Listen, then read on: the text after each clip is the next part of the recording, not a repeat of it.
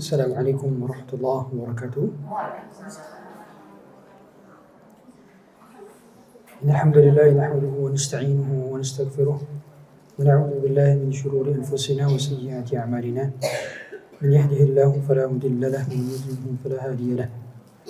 Asyhadu an la ilaha illallah wahdahu la syarika lahu wa asyhadu anna Muhammadan 'abduhu wa rasuluh wa safiyyuhu min khalqihi wa khaliluhu adda al-amanah وبلغ الرسالة ونصح الأمة كشف الله به الغمة وجاهد في الله حق جهاده حتى أتاه اليقين وتركنا على محجة بيضاء ليلها كنهارها لا يزيغ عنا إلا هالك.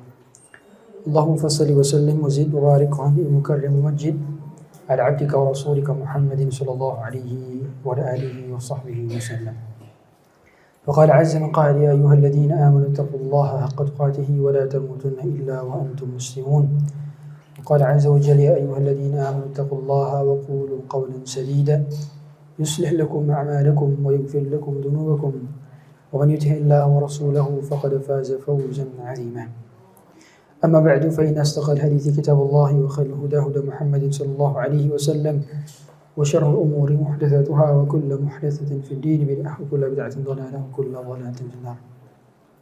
Hadirin buat Allah Subhanahu wa taala. Tadi saya diminta perkenalan. Sebetulnya sama mungkin ya seperti yang lainnya. Saya lulus dari Lipia baru 2021. Jadi saya LC, lulusan Corona. Karena baru lulus ketika corona.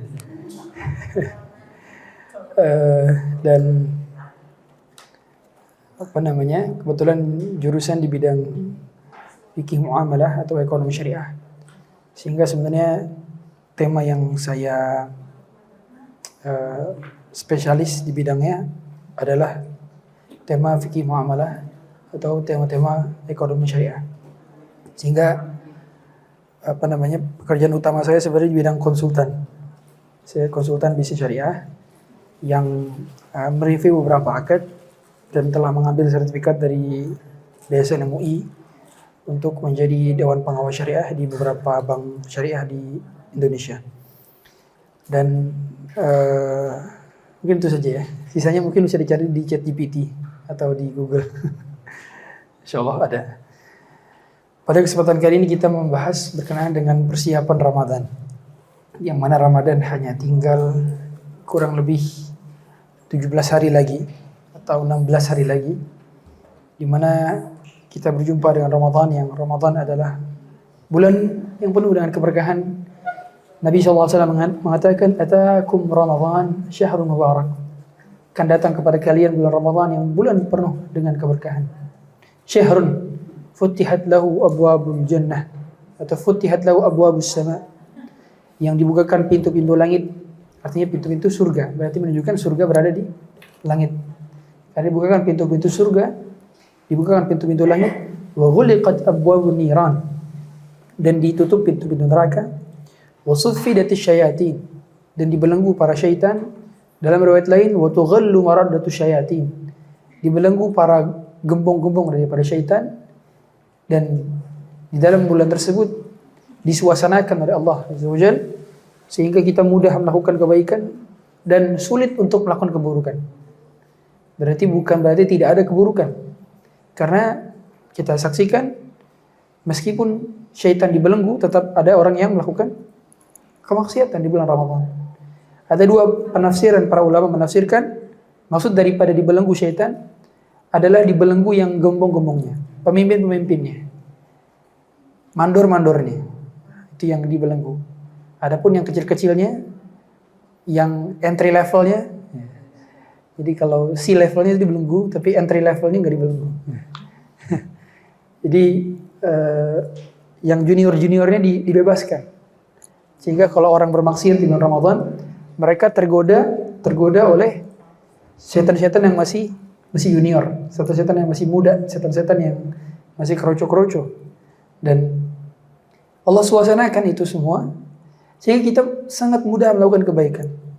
Karena potensi kebaikan, suasananya sudah Allah suasanakan dengan begitu mudahnya kita melakukan amal soleh dan ketaatan, sehingga suasana disuasanakan, sekaligus juga pahalanya dilipat gandakan, maka sangat merugi sekali orang yang melewati bulan Ramadan tanpa persiapan. Makanya Nabi SAW mengaminkan doanya malaikat Jibril. Tatkala Nabi menaiki mimbarnya, mimbar Nabi itu ada 3 tangga, 3 anak tangga, 1, 2, 3. Baru beliau berkhutbah biasanya. Jadi ada, makanya sunnah buat mimbar itu, mimbarnya berarti ada sekitar 3 anak tangga. Dan di setiap anak tangga, ketika Nabi melangkah ke anak tangga pertama, maka malaikat Jibril berdoa, raghima anfu rajulin, celakalah seseorang, atau dalam riwayat lain syaqi abdun, celakalah seorang hamba, adraka Ramadan thumma sadakha falam yughfar lah. Dia mendapati bulan Ramadan dan bulan Ramadan berlalu darinya, artinya bulan Ramadan sampai selesai 30 hari, sampai selesai 29 hari, falam yughfar lah, tetapi dirinya tidak diampuni oleh Allah. Tetapi dirinya tidak diampuni oleh Allah. Kemudian Nabi mengatakan amin. Di tangga kedua, malaikat Jibril berdoa, raghima anfu rajulin adraka abawah awalidah.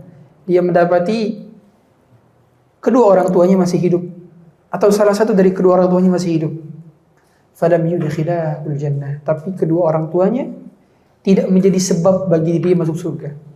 Artinya ketika orang tuanya hadir di dunia, dia nggak berbakti sama orang tua, dia mengabaikan orang tua, dia jauh dari orang tua, baik secara batin maupun lahir.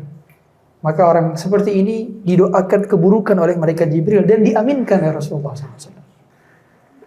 Di tangga ketiga, malaikat Jibril berdoa, raghim anfu rajulin, celakalah seseorang, man dzukirtu indahu falam yusalli alayya, mereka yang disebutkan namaku tetapi tidak bersalawat kepadaku. Itu celaka. Sehingga kalau kita dengar nama Rasulullah sallallahu alaihi wasallam, kita berdoa karena didoakan celaka oleh malaikat Jibril. Doa yang disampaikan oleh malaikat terbaik dan diaminkan dengan manusia terbaik. Kurang apa doa ini? Powerful. Pasti dijabah, sudah pasti dijabah.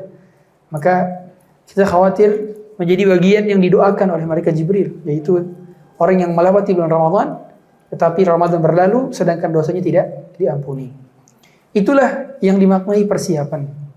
Kita tahu setiap sholat, kita melewati sholat zuhur, sholat asar, sholat maghrib, sholat isya, sholat subuh, umumnya ada qobliyah ba'diyah. Qobliyah ba'diyah. Apa fungsi dari qobliyah? Dan apa fungsi daripada ba'diyah? Pernahkah kita bertanya-tanya, apa fungsi daripada sholat qobliyah zuhur? Coba saya mau nanya ibu-ibu. Qobliyah subuh berapa rakaat? 2. Qobliyah zuhur berapa rakaat? 4. Ba'diyah zuhur 2. Ya. Kemudian asar ada gak? Asar gak ada. Maghrib ada ba'diyah. Isya ada ba'diyah. Itu 12 total. 2, 4, 2, 2, 2. Jadi 12. Karena Nabi SAW mengatakan, man shalla 12 rak'atan fi yawmin wa laylah buniya lahu bihinna baitun fil jannah. Siapa yang salat 12 rakaat sehari semalam, maka akan dibangunkan rumahnya di surga. Di surga tidak ada rumah ya, adanya istana. Dibangunkan istananya di surga. Kalau mendawamkan setiap hari 12 rakaat ini. Pernah kita bertanya-tanya, kenapa kok zuhur 4? Subuh cuma 2. Asar sama maghrib nggak ada. Pernah dilakukan oleh Nabi SAW, tapi itu bukan sunnah yang muakkadah. Muakkadah itu sunnah yang selalu dikerjakan oleh Nabi, tidak pernah ditinggalkan oleh Nabi. Kalau yang ghair muakkadah itu yang sesekali ditinggalkan oleh Nabi. Nah itu 4 rakaat sebelum asar. Itu pernah dilakukan oleh Nabi, tapi tidak sering-sering seperti yang qobliyah dan ba'diyah zuhur. Kemudian qobliyah maghrib, qobliyah isya itu juga pernah dilakukan. Jadi bukan berarti nggak ada ya. Tapi ada, tapi itu bukan yang selalu dilakukan oleh Nabi SAW.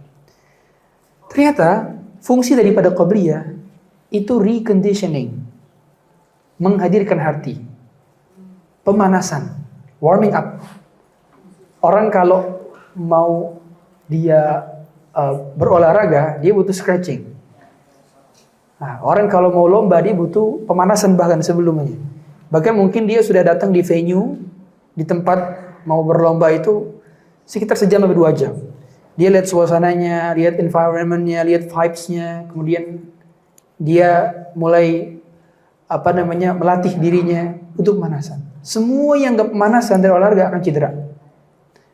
Pemain bola kalau gak pemanasan dia mudah cedera. Maka seorang yang ketika masuk Ramadan dia nggak sama sekali pemanasan, nggak warming up. Dari bulan Sya'ban dan bulan Rajab dia nggak biasa-biasa aja, nggak menghadirkan hati, nggak belajar fikih Ramadan, nggak belajar bagaimana tata cara fikih-fikih, sholat tarawih, puasa Ramadan, sahur, kemudian amal kegiatan apa saja yang perlu di planning. Ada nanti kita sudah itikaf di 10 malam terakhir atau 20 malam terakhir. Kalau dia nggak belajar ini, dia kan gagal Ramadannya. Rapot Ramadannya akan gagal, akan merah. Dan kita khawatir nantinya kita tidak diberikan kesempatan untuk berRamadan lagi di tahun depan. Boleh jadi ini Ramadan terakhir kita, itu pun kalau ketemu. Maka setiap kali para salaf mau mendapati adanya bulan Ramadan 2 bulan lagi, 6 bulan lagi, mereka sudah berdoa. Nah, karena bukti keseriusan kita untuk menghadapi Ramadan itu terlihat dari doa yang kita sampaikan sekarang. Sudahkah ada doa dalam setiap ba'da sholat kita, setiap sepertiga malam terakhir kita, setiap waktu mustajab? Adakah doa selipan? Ya Allah, sampaikanlah saya ke bulan Ramadan. Ya Allah, berkahilah Ramadan saya. Karena para salafus saleh mereka minta doa agar disampaikan ke bulan Ramadan itu 6 bulan. 6 bulan. Kalau 6 bulan berarti dari mana? Rabiul Awal. Rabiul Awal, Rabiul Tsani, Jumadil Awal, Jumadil Tsani, Rajab, Sya'ban. 6 bulan dari Rabiul Awal. Di sini ada yang dari Rabiul Awal doanya? Belum ya. Nah, 6 bulan para salaf. Bahkan 6 bulan pasca Ramadan, dari Syawalnya, kemudian dari Dzulqa'dah, dari Dzulhijjah, dari Muharram, kemudian ke Safar. Mereka di rentang bulan tersebut, mereka berdoa agar diterima amal ibadah mereka selama bulan Ramadan kemarin. Jadi persiapan masuk Ramadannya 6 bulan lamanya berdoa. Setelah Ramadan berdoa supaya diterima amal ibadah di bulan Ramadan. 6 bulan, 6 bulan. Seolah-olah seperti apa? Iya, seolah-olah seperti mereka ini hidupnya untuk Ramadan doang. Karena mereka berdoanya untuk Ramadan. Berdoa agar disampaikan ke Ramadan dan berdoa untuk terima amal di bulan Ramadan. Karena memang bulan Ramadan seistimewa itu. Yang mana pernah ada seorang sahabat yang bermimpi, ada 2 kawannya, yang satu mati syahid, yang satu tidak mati syahid. Yang tidak mati syahid ini meninggalnya belakangan. Ternyata dia masuk surga duluan dan surganya lebih tinggi dibandingkan yang mati syahid. Mimpi ini dilaporkan kepada Nabi SAW. Mimpinya Utsman bin Affan kalau tidak salah. Dan dilaporkan kepada Nabi SAW dan ternyata Nabi mengatakan, bukankah yang matinya belakangan itu, yang matinya bukan mati syahid itu pernah mendapati bulan Ramadan? Dan dia pernah maksimal memperbaiki salatnya. Dia pernah maksimal memperbaiki ibadahnya bulan Ramadan. Maka itulah yang menyebabkan dia mendahului orang yang mati syahid ini. Sehingga para ulama bersimpulan, orang yang mereka maksimal bulan Ramadannya bisa mendapatkan pahala yang lebih tinggi daripada pahala mati syahid. Dalil seperti itu difahami oleh para ulama bahwa Ramadan bulan yang istimewa.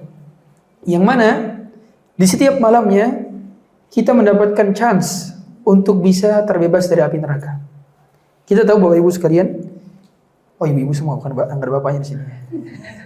Kita tahu ibu sekalian bahwa di setiap malam-malam Ramadan itu bukan terbagi menjadi 3, karena ada yang mengatakan bahwa 10 hari pertama itu rahmah, 10 hari kedua adalah maghfirah, 10 hari ketiga adalah pembebasan dari api neraka. Maka itu hadis yang maudhu', hadis yang palsu. Yang benar, setiap malam bulan Ramadan, setiap hari-hari Ramadan, setiap harinya, setiap malamnya ada rahmah, ada maghfirah, ada pembebasan dari api neraka. Maka setiap di antara kita ini nama-namanya telah tertulis di Lauhul Mahfuz sebagai penghuni surga atau penghuni neraka. Sudah ada listnya. Kalau mungkin saya bahasakan, mungkin sudah ada Excelnya, sudah ada sheetnya, ya, sudah ada tuh. Maka kita sudah diketahui oleh Allah Taala posisi kita nanti akan di mana. Kata Nabi SAW, "Ma minkum min ahadin." Tidaklah setiap di antara kalian illa waqad kutiba maq'aduhu fin nari aw fil jannah. Kecuali pasti sudah diketahui tempatnya di surga atau di neraka. Sudah diketahui. Maka sahabat bertanya, "Fa fi man amal?" Kalau gitu untuk apa kita beramal ya Rasulullah?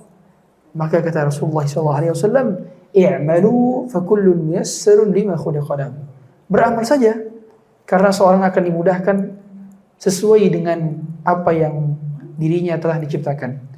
Maka Islam itu agama produktif. Islam menyuruh kita untuk beramal, fokus saja beramal, nggak usah mikirin kita masuk surga atau neraka. Maksudnya nggak usah mikirin gimana takdir saya, nggak usah mikirin. Fokus saja beramal dengan berharap bahwa kita masuk surga kayak gitu. Nggak usah mikirin saya masuk neraka deh, nggak usah pikirin demikian.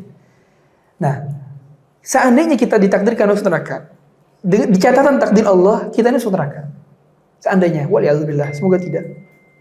Maka di setiap malam-malam Ramadan tersebut, nama kita bisa dihapuskan, dicoret menjadi penghuni surga.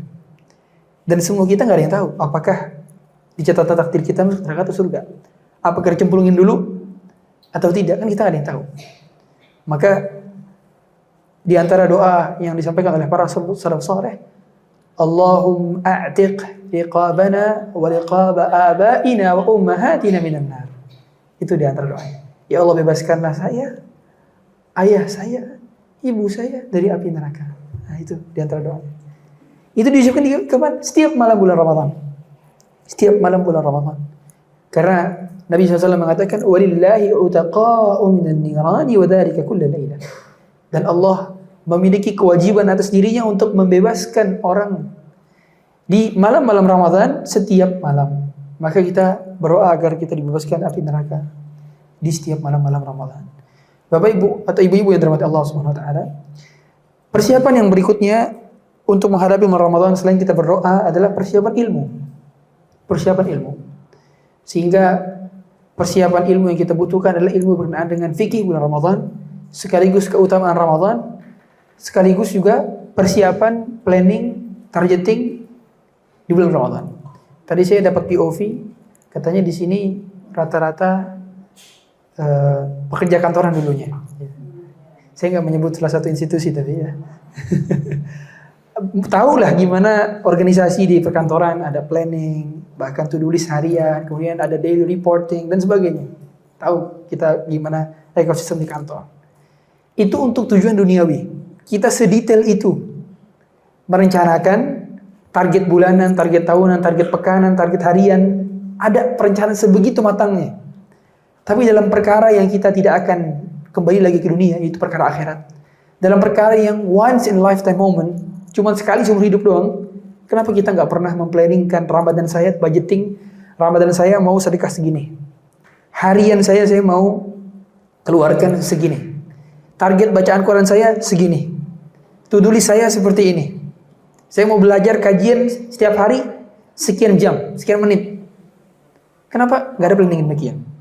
Itu tanda bahwa kita nggak serius dalam perkara akhirat. Kita nggak seserius itu untuk menghadapi kehidupan setelah kematian. Kita nggak serius itu untuk menghadapi keabadian. Buktinya kita tidak persiapan. Maka untuk menjadikan Ramadan terbaik, kita butuh planning itu. Kita butuh persiapan sedetail mungkin sambil memohon pertolongan kepada Allah agar Allah menolong usaha-usaha kita sehingga di setiap hari bulan Ramadan kita bisa menilai nilai saya berapa di hari pertama Ramadan. Harus lebih baik di Ramadan kedua, Ramadan ketiga. Karena grafik Ramadan itu seperti grafik maraton. Maraton itu baru kencang banget itu pas di mau mendekati finish. Nah, gitu. Orang kalau di awal-awal dia pace masih standar. Dia apa namanya? Enggak kemakan euforia. Karena orang-orang yang kemakan euforia begitu awal Ramadan jor-joran habis-habisan, udah pertengahan bahkan akhir sudah mulai loyo. Karena sudah mulai bosan. Ya. Makanya memang energinya itu dikeluarin sedikit-sedikit. Ya, jangan sampai langsung diforsir. Nah, orang begitulah memang. Kalau misalkan dia antusias, begitu di hari pertama, dia akan diforsir dan akhirnya menjadi futur. Makanya pas salah satu penyebab futur, itu kata ulama adalah berlebihan. Berlebihan. Penyebab futur itu berlebihan. Kenapa kita jadi malas sholat tahajud? Karena boleh jadi sebelumnya sempat berlebihan. Kenapa kita jadi malas seperti ini? Karena makanya orang yang pertama kali hijrah itu bertahan, pelan-pelan. Jangan langsung digaspol. Orang gaspol kebanyakan futur. Digaspol. Maka yang demikian kita berusaha untuk PC naik meskipun sedikit. Ya, meskipun sedikit. Kita tahu bahwa ada buku namanya Atomic Habits karya James Clear. Itu beliau nuliskan kan di dalam bukunya bahwa setiap hari itu kalau misalkan mau perbaikan berarti kita perbaiki sisi minimal 0,1% setiap hari atau 1% setiap hari. Jadi begitu dalam agama kita, Nabi SAW mengatakan khairul a'mali adwamuha wa in qalla. Sebaik-baik amalan itu yang continue meskipun sedikit. Jadi little step itu menentukan. Little progress. Jadi yang kita lihat di setiap Ramadan 1 sampai 2, 2 sampai 3, 3 sampai 4 itu harus ada progres. Nah, misalkan di tanggal 1 Ramadan bisa baca 1 hizb. 1 hizb itu sekitar 2,5 halaman. 2,5 halaman. Ya, 1 hizb. Atau mungkin 2,5 lembar, berarti sekitar 5 halaman. 5 halaman. Itu 1 hizb. Karena Quran itu 1 juznya itu 10 lembar atau 20 halaman. Ya, berarti 1 hizb itu seperempat dari 1 juz. Misalkan sudah dapat 1 hizb, 1 Ramadan. Ramadan kedua dapat 2 hizb. Ramadan ketiga dapat 3 hizb. Terus sampai progres. Nanti sampai kita bisa mencapai mungkin 1 hari itu bisa 5 juz. Baca Quran. Bisa gak? Bisa. Karena Imam Syafi'i saja 1 hari itu 2 kali khatam. 1 kali 2 kali khatam. Kita 1 bulan 1 kali khatam aja udah ngos-ngosan mungkin ya. 1 hari 2 kali khatam. Karena beliau selama bulan Ramadan mengkhatamkan 60 kali. 60 kali khataman. Ada yang lebih menakjubkan lagi dibanding Imam Syafi'i. Sahabat mulia Utsman bin Affan radhiyallahu taala anhu 1 rakaat 1 kali khatam. 1 rakaat ini hadis sahih, riwayat sahih. Saya tidak mengarang. Utsman bin Affan itu kalau sholat 1 rakaat 1 kali khatam. Ya, betapa kuat hafalannya dan sekaligus betapa kuat juga kakinya berarti kan ya. Karena berarti bisa bertahan. Dan memang makanya kata Utsman bin Affan ada perkataan yang sangat-sangat indah kata beliau yang layak ditulis dengan tinta mata air. Kata beliau, "Lau tawrat qulubukum ma syabi'tu min kalami rabbikum." Seandainya kalian bersih hatinya, kalian tidak akan pernah kenyang dengan ayat-ayat Allah. Sehingga yang menyebabkan kita sedikit baca Quran udah mulai ngantuk. Sedikit baca Quran malah ngecek notif handphone.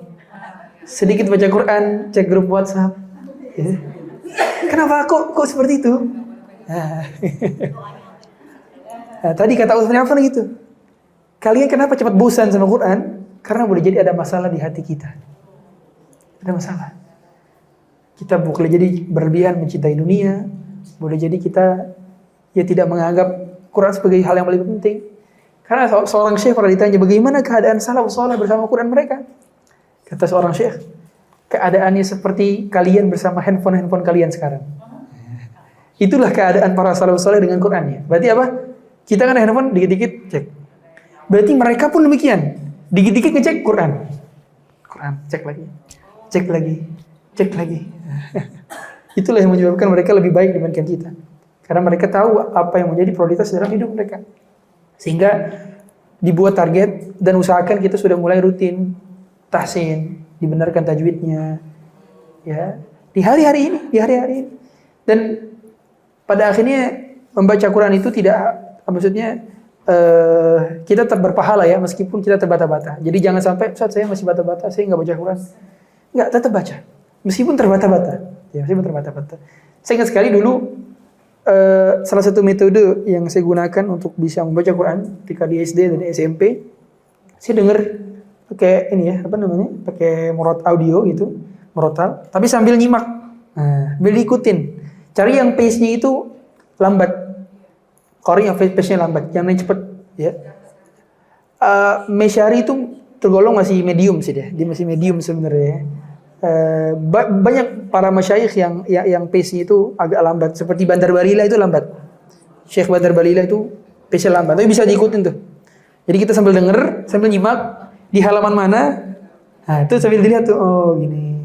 Nanti akan apa namanya? Kenapa?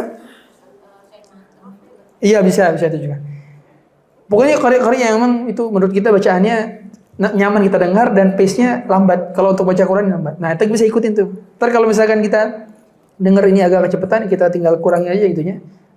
Apa namanya? Speednya dikurangin jadi 0,75, nggak masalah. Hingga akhirnya bisa ngikutin panjang pendeknya. Oh kayak gini, oh gini. Nanti lama-lama terbiasa ke bawah. Nah, baru kita merasakan kenikmatan dalam membaca Quran. Nabi SAW saja, beliau setiap kali bulan Ramadan itu setoran hafalan ke malaikat Jibril. Setoran hafalan. 30 juz. Ya, tentu pada saat belum berakhir wahyu, ya belum sampai selesai. Tapi sesuai dengan apa yang beliau pernah hafal, distorkan. Sampai di tahun di mana beliau menjelang wafatnya, tahun ke-11 Hijriah, malaikat Jibril datang ke beliau 2 kali dan beliau setoran 2 kali. 2 kali khataman. Ini bertanda bahwa Rasulullah SAW saja sebegitu perhatiannya dengan Quran. Padahal kepada beliau Quran diturunkan. Iya. Dan termasuk juga beliau senang ketika Quran itu dibacakan oleh orang lain. Jadi saat beliau memiliki beberapa ayat dari Quran, maka beliau itu senang ketika dibacakan ayatnya orang-orang lain. Makanya pernah ada beberapa sahabat yang disuruh baca sama Nabi SAW. Itu seperti Ubay bin Ka'ab, Zaid bin Thabit, Abdullah bin Mas'ud, Abdullah bin Abbas. Itu pernah disuruh baca oleh Nabi SAW. Mereka bertanya, Aqra'u alaika wa ilaika unzil? Apakah aku membaca ini di hadapan engkau sedangkan Quran diturun kepada engkau? Yani kata beliau, inni uhibbu an asma'a min ghairi. Aku senang mendengarkan ayat dibacakan oleh selainku. Nah, para ulama mengatakan berarti untuk memixkan suasana hati kita, terkadang kalau kita sudah lelah membaca, kita alihkan dengan mendengar. Jadi misalkan udah tenggorokan udah habis nih, lagi di siang hari bulan Ramadan, sudah nggak bisa lagi banyak effort suaranya. Maka kita mix dengan mendengar, gitu. Itu bisa dimixkan. Nah, para ulama juga mengatakan untuk bisa kita bisa memiliki bacaan Quran yang banyak di bulan Ramadan, salah satu tipsnya adalah kita pakai suara perut dan suaranya tidak begitu nyaring. Karena suara yang besar cenderung energinya lebih capek, lebih banyak. Akhirnya kita lebih mudah untuk berhenti di tengah-tengah karena lelah, gitu ya. Ya. Bahkan saya sempat pernah itu sehari ngisi 4 kali kajian, subhanallah, habis suara sepulang. Akhirnya saya sekarang batasi sehari 1 kali kajian. Karena memang suara ini menghabiskan kalori yang lebih banyak. Jangan dikira kalori itu dikeluarkan cuma dari sekedar jalan dan olahraga. Berbicara pun mengeluarkan kalori, begitu ya. Dan bisa kurus berarti Ustaz kalau bicara terus. Ya, jadi tentu bicara-bicara yang baik ya. Maka salah satu cara supaya kita bisa memiliki target yang benar dalam menghafal dan dalam membaca Quran, maka suasananya juga harus disuasanakan suaranya. Dan memang sebaik-baik membaca Quran itu sir. Sir itu cuma kita doang yang dengar, bukan jahar. Karena kata Nabi SAW, al-jahiru bil Quran kal jahir bis sadaqah. Orang yang terang-terangan dalam baca Quran sama seperti terang-terangan ketika sedekah. Ya. Wal musirru bil Quran kal musirri bis sadaqah. Orang yang sembunyi-sembunyi dalam baca Quran, artinya dia sir itu bukan berarti enggak dilihat orang ya. Sir itu suaranya enggak didengar oleh orang lain. Halus, cuma dia doang yang dengar gitu. Berarti itu bersuara lebih baik gitu ya. Tapi enggak teriak-teriak gitu ya. Makanya saya beberapa lebih baik saya beri saran kepada para DKM sebaiknya tidak perlu ada mic yang dia DKM baca Quran gitu di mic masjid gitu. Itu nggak perlu. Ya, karena pertama boleh jadi orang lain juga baca Quran dan akhirnya terganggu gara-gara orang baca Quran. Bahkan ketika ada orang sholat misalkan di masjid nih, ada orang lagi sholat sunnah dia, kita baca Quran, kita mengganggu sholat dia gara-gara bacaan Quran kita yang keras, kita berdosa. Itu baca Quran. Gimana kalau ngobrol? Gimana kalau bercanda dan sebagainya? Itu karena mengganggu kekhusyuan sholat itu berdosa. Makanya sholat nggak boleh bercandain, nggak boleh diganggu ya. Maka yang demikian, kita harus tahu interaksi kita dengan Quran di bulan Ramadan. Sekaligus juga kalau saya sarankan dimixkan juga dengan kegiatan-kegiatan kajian-kajian yang ada tafsir, kajian-kajian tadabbur. Itu misalkan ada kajian online atau video-video di YouTube yang memang ada kajian tadabburnya, itu bisa dimixkan sesuai dengan juz yang kita baca. Kita lagi baca juz berapa nih? Atau surat apa nih? Sambil dengar tafsirnya. Itu lebih menambah iman dibanding sekedar baca saja. Karena itu jadi peneman kita untuk bisa bersemangat dalam bertilawah. Makanya di bulan Ramadan nanti saya sering katakan variasikan amal ibadah. Variasikan amal ibadah. Bosan yang satu pindah yang lain. Bosan yang satu pindah yang lain. Gitu terus. Selama jangan buang-buang waktu dalam kemaksiatan atau buang-buang waktu dalam hal yang sia-sia. Ya. Berarti kalau lagi bosan baca Quran, Netflix apa dengar kajian? Dengar kajian, ke Netflix ya. Kalau bosan dengar kajian berarti ngapain? Dengar murotal Quran, bukan dengar musik ya. Jadi alihkan dengan kegiatan bermanfaat. Terus, jangan sampai ada kegiatan yang tidak bermanfaat yang dilakukan di bulan Ramadan. Makanya kalau definisi ngabuburitnya kita itu adalah dengar kajian, ngabuburitnya kita adalah baca Quran gitu ya. Meskipun lagi cari iftar keluar, tapi tetap kalau bisa pakai headset gitu ya. Dengar kajian, merotal gitu. Jadi nggak terkontrol. Karena kita lihat di bulan Ramadan juga banyak orang yang juga lalai akhirnya dikarenakan terlalu sibuk. Mohon maaf sekali. Sekiranya ada perkumpulan-perkumpulan di luar sana yang mengatasnamakan alumni ya. Makanya kalau saya sarankan sekiranya kurang bermanfaat atau udah tahu dari tahun ke tahun nih kayaknya nih nggak sholat tarawih nih. Lebih baik nggak usah. Daripada ngorbanin sholat tarawih, sayang ya kan? Ya, reuni TK, reuni PAUD ya, misalkan. Sih ngapain itu, nggak usah ya. Makanya bukber yang demikian kita selektif lah. Kalau bukber ada kajiannya, ada sholat berjamaahnya, ada sholat tarawihnya, ikut. Itu pun usahakan aman daripada fitnah ya. Maksudnya tidak ada ikhtilat antara laki-laki dan perempuan, tidak ada khalwat dan sebagainya. Karena juga banyak yang terjadi ya, CLBK, cinta lama belum kelar ya. Atau cinta lama penghancur keluarga. Itu kapan terjadinya? Bukber alumni. Maka saran saya tidak perlu. Kemudian ibu-ibu yang dirahmati Allah Subhanahu wa taala, di bulan Ramadan nanti kita tahu bulan Ramadan adalah bulannya sedekah, bulannya dermawan, bulannya di mana Nabi sallallahu alaihi wasallam lebih dermawan lagi. Nabi itu defaultnya udah dermawan banget. Sedermawan-dermawan orang, paling dermawannya orang adalah Nabi sallallahu alaihi wasallam. Beliau kalau ngasih harta itu nggak pernah takut miskin. Pernah suatu ketika beliau baru dapat harta dari perang Hunain, dapat fai yang beliau bebas bagi-bagikan karena harta fai itu berbeda dengan harta ghanimah. Yang harta ghanimah harus dibagikan menurut syariat. Jadi ada 1/5, 4/5 dibagikan. Tapi beliau ini bebas membagi-bagikan karena fai. Beda fai itu harta rampasan yang dihasilkan dari peperangan. Sehingga cerita orang-orang Arab Badui datang ke beliau minta harta. Beliau ngasih 2 lembah dari kambing. 2 lembah dari kambing itu ribuan berarti kambing. Jadi satu kambing sekitar total berarti 4 juta sekarang. Jadi kalilah ribuan. Ya.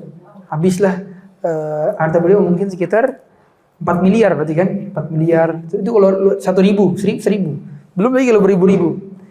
Sampai-sampai Arab Badui ini teriak akhirnya ke kampungnya dan mengatakan, ya qaumi aslimu, wahai kaumku masuk Islamlah kalian semuanya. Fa inna Muhammadan idza a'ta lam yakhshal faqah.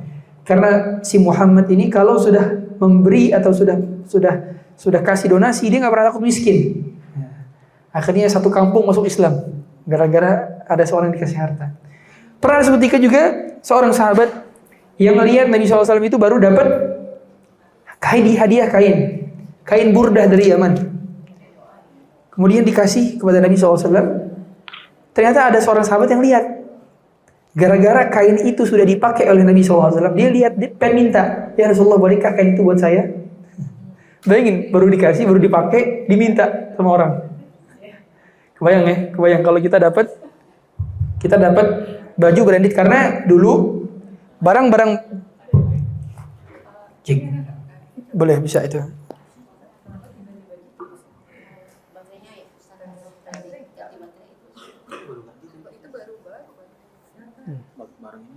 Oh, barang ini aja. Itu matiin aja berarti. Cik. Tapi keluar. Ke belakang. Cik.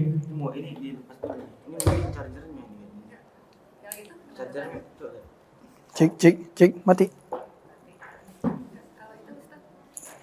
Itu ke belakang suaranya. Oh, bisa. Tapi sementara pakai ini aja dulu. Cik, ya. Ya. Jadi barang-barang branded di zaman Nabi SAW itu barang-barang yang diimpor dari Yaman. Ya. Nah, kalau sekarang ya mungkin barang-barang ya Hermes, LV ya, dan sebagainya yang mungkin dianggap bagi barang branded bagi kita sebagian kalangan. Tapi lihat, ternyata Nabi langsung berikan barang tersebut kepada para sahabat yang minta ini. Ada seorang sahabat yang menghardik orang yang minta ini, kamu keterlaluan ya. Kamu tahu kan kalau Nabi itu kalau setiap diminta nggak pernah nolak. Makanya ada ungkapan la yaruddu sa'ilan. Seseorang yang kalau diminta nggak pernah nolak. Itu Nabi sallallahu alaihi wasallam. Kalau diminta dunia ya tadi ya, minta harta segala macam nggak pernah nolak sama sekali. Akhirnya Nabi memberikan tanpa ada sedikit pun wajah yang jengkel terhadap orang ini. Dan ternyata ketika ditanyakan, untuk apa kamu menggunakan ini? Untuk digunakan menjadi kain kafan saya, kata dia. Karena dia pengen kain yang digunakan untuk kain kafan adalah kain yang pernah dipegang dan pernah dipakai oleh Nabi SAW. Sehingga dia nunggu sebenarnya. Dia nunggu kapan kain itu dipakai dulu sama Nabi, baru diminta. Nah, cerdasnya begitu. Ya. Tapi akhirnya betul meninggal dalam keadaan menggunakan kain kafan yang pernah diberikan oleh Nabi SAW. Habis singkat ceritanya, mati lampu.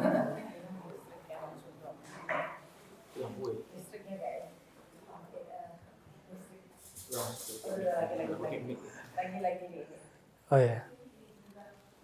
Ngapa? Di pause aja dulu.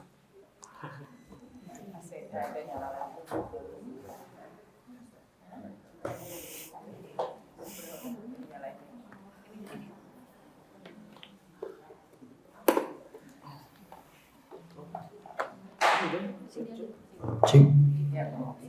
Alhamdulillah. Clear.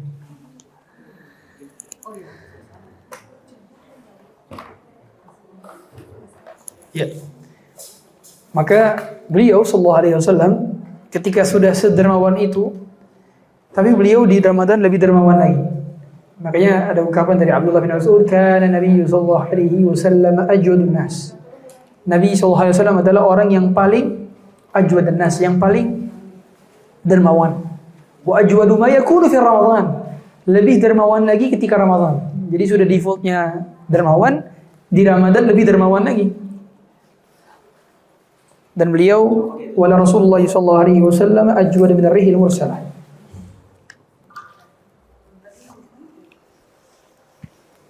Cik. Bismillah.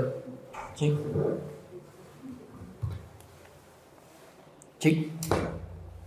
Bismillah.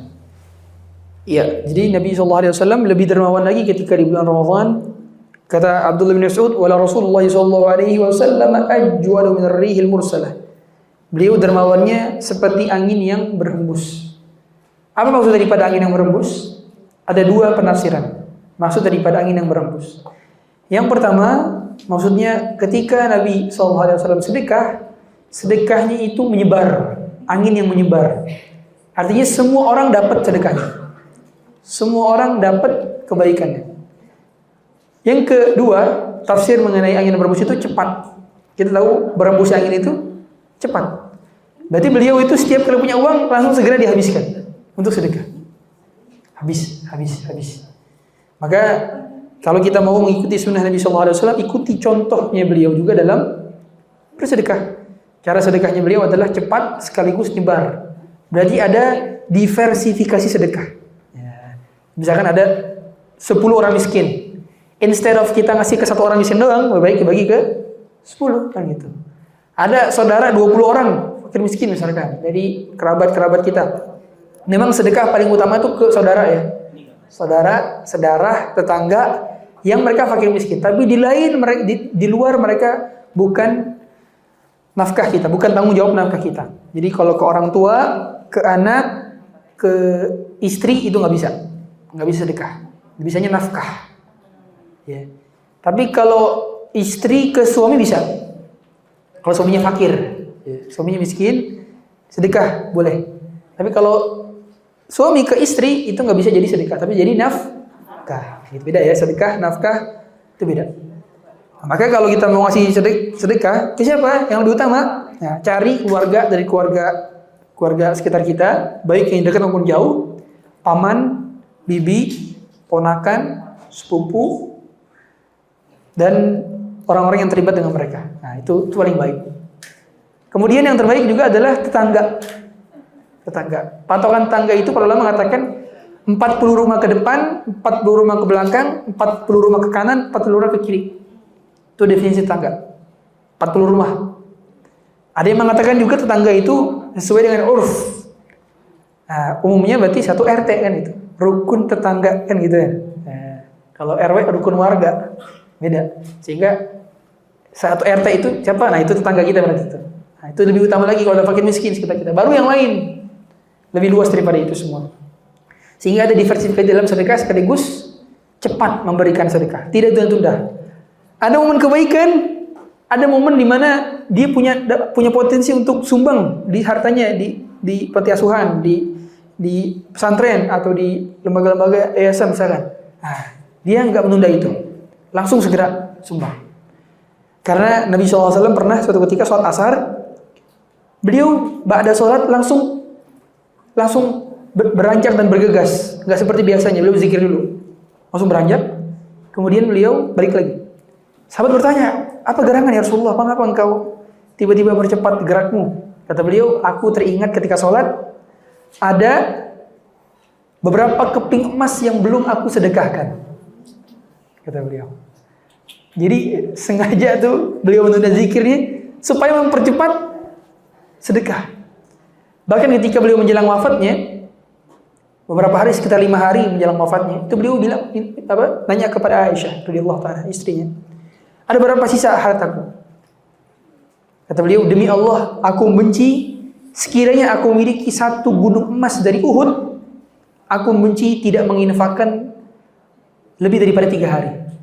Jadi beliau kalau punya, seandainya kata beliau, seandainya saya punya harta 1 emas, 1 gunung Uhud emas, saya tidak akan menginfakkan kurang dari 3 hari. Maksudnya apa berarti? Secepat-cepatnya. Karena harta kita itu sebenarnya apa yang telah kita infakkan. Definisi rezeki itu apa sih? Definisi rezeki itu 3. Kata Nabi SAW, yaqulu ibnu Adam mali wa hal laka ya ibn Adam min malika illa ma akalta fa afnait. Pertama berarti apa yang kita makan sampai mohon maaf menjadi kotoran. Ini rezeki.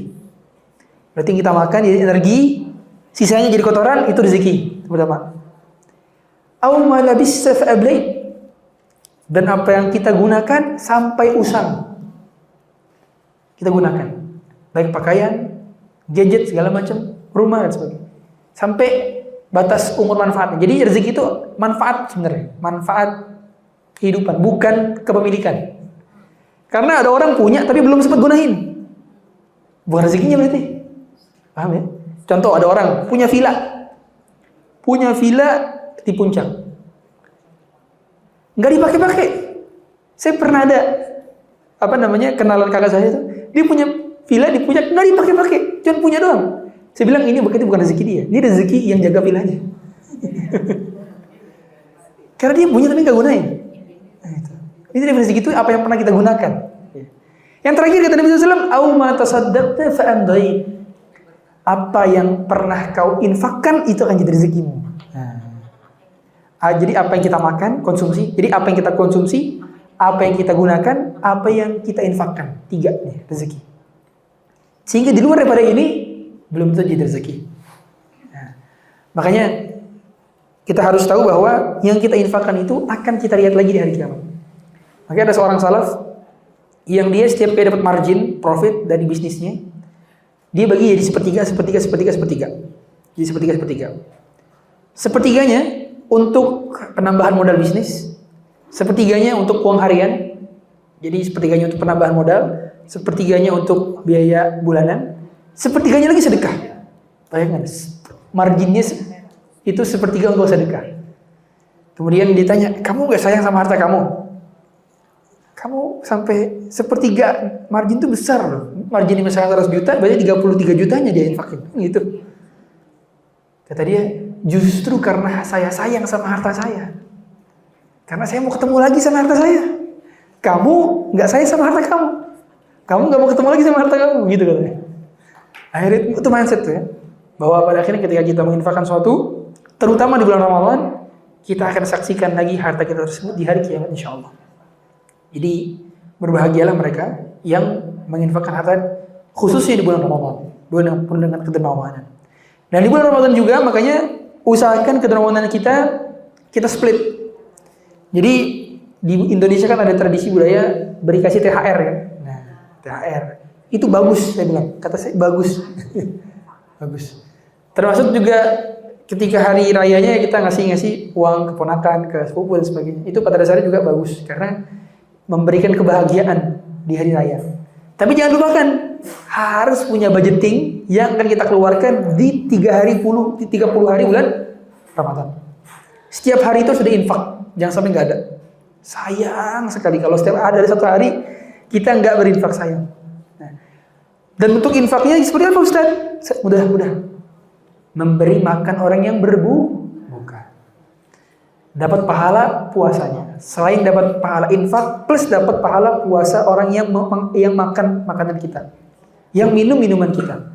Kata Nabi SAW, man fattara sha'iman, siapa yang memberi makan orang berbuka, falahu mithlu ajrih, dia dapat pahala puasanya, min ghairi an yanqusa min ajrihi syai', tanpa dikurangi pahalanya sedikit pun. Yang orang yang di copy paste ini, dia nggak dikurangi pahala sedikit pun meskipun dirinya cuma makan doang. Sehingga kalau bisa setiap hari kita stok makanan berbuka atau minuman berbuka. Paling minimal, kadar minimal minuman berbuka itu kan air mineral. Air mineral itu satu dus isi 24. Botol sedang saya beli kemarin di salah satu minimarket itu 22.000. Isi 24. Bayangkan. Ada 24 orang minum air mineral kita dapat pahala 24 orang. Modal 22.000. Itu kalau mau hitung-hitung matematis ya. Tapi tentu kita ketika sedekah ada sisi pahala effort juga ya. Ada sisi pahala yang paling lebih besar nominalnya, berpahala juga, lebih besar pahalanya kan itu ya. Karena kata Nabi SAW, ajruki ala qadri nasabik. Pahalamu tergantung sesuai dengan effort. Tapi kalkulasikan kita pengen dapat pahala orang nih. Ya udah, cuma modal 22.000 dapat pahala. Kalau kita taruhlah kita dikali 4, berarti 88.000 untuk 4 dus. Ya, 4 dus itu taruh di masjid. Umumnya di masjid itu, apalagi masjid-masjid yang udah lumayan sering, ya udah orang minum dari situ satu kali buka 88 orang dapat pahala kita 88 orang. Makanya kita bilang rugi sekali kalau satu Ramadan, setiap Ramadan kita cuma dapat pahala puasa satu orang doang, yaitu kita. Itu pun kalau benar-benar dapat pahala. Kalau tambah gibah, tambah fitnah, tambah ngeliat yang haram, 0 pahalanya. Bukan 0 lagi, minus. Minus. Karena berpuasa itu sebenarnya bukan puasa cuman menahan hawa nafsu dan menahan makan dan minum dan pembatal puasa saja, tapi juga menahan pandangan, menahan lisan, menahan telinga, menahan kaki, menahan tangan dan sebagainya. Menahan bahkan pikiran. Kata Jabir bin Abdullah radhiyallahu ta'ala, kata seorang sahabat, "Idza sumta falyasum sam'uka wa basaruka wa lisanuka 'anil kadhibi wal maharim." Kalau kalian berpuasa, maka puasakanlah juga mata kalian. Puasakanlah juga lisan kalian, puasakanlah juga telinga kalian, puasakanlah juga hati kalian dari dusta dan kebohongan, dari hal-hal yang Allah haramkan. Maka Nabi SAW mengatakan, "Man lam yada' qawla az-zura wal 'amala bihi, qawla az-zur wal 'amala bihi wal jahla, falaysa lillahi hajatun fi an yada'a ta'amahu wa syarabah." Siapa yang tidak bisa meninggalkan hal-hal yang diharamkan ketika dia berpuasa, maka Allah tidak memiliki hajat sama sekali kepada lapar dan hausnya. Artinya Allah tidak memberikan pahala dari lapar dan hausnya. Bahkan dalam hadis yang dihasankan oleh sebagian ulama, rubba sha'imin laysa lahu min siyamihi illa al-ju' wal 'atash. Betapa banyak para orang yang berpuasa tidak mendapatkan pahala puasa kecuali hanya lapar dan haus saja. Sehingga aktivitaskan anggota tubuh kita semuanya di dalam ketaatan.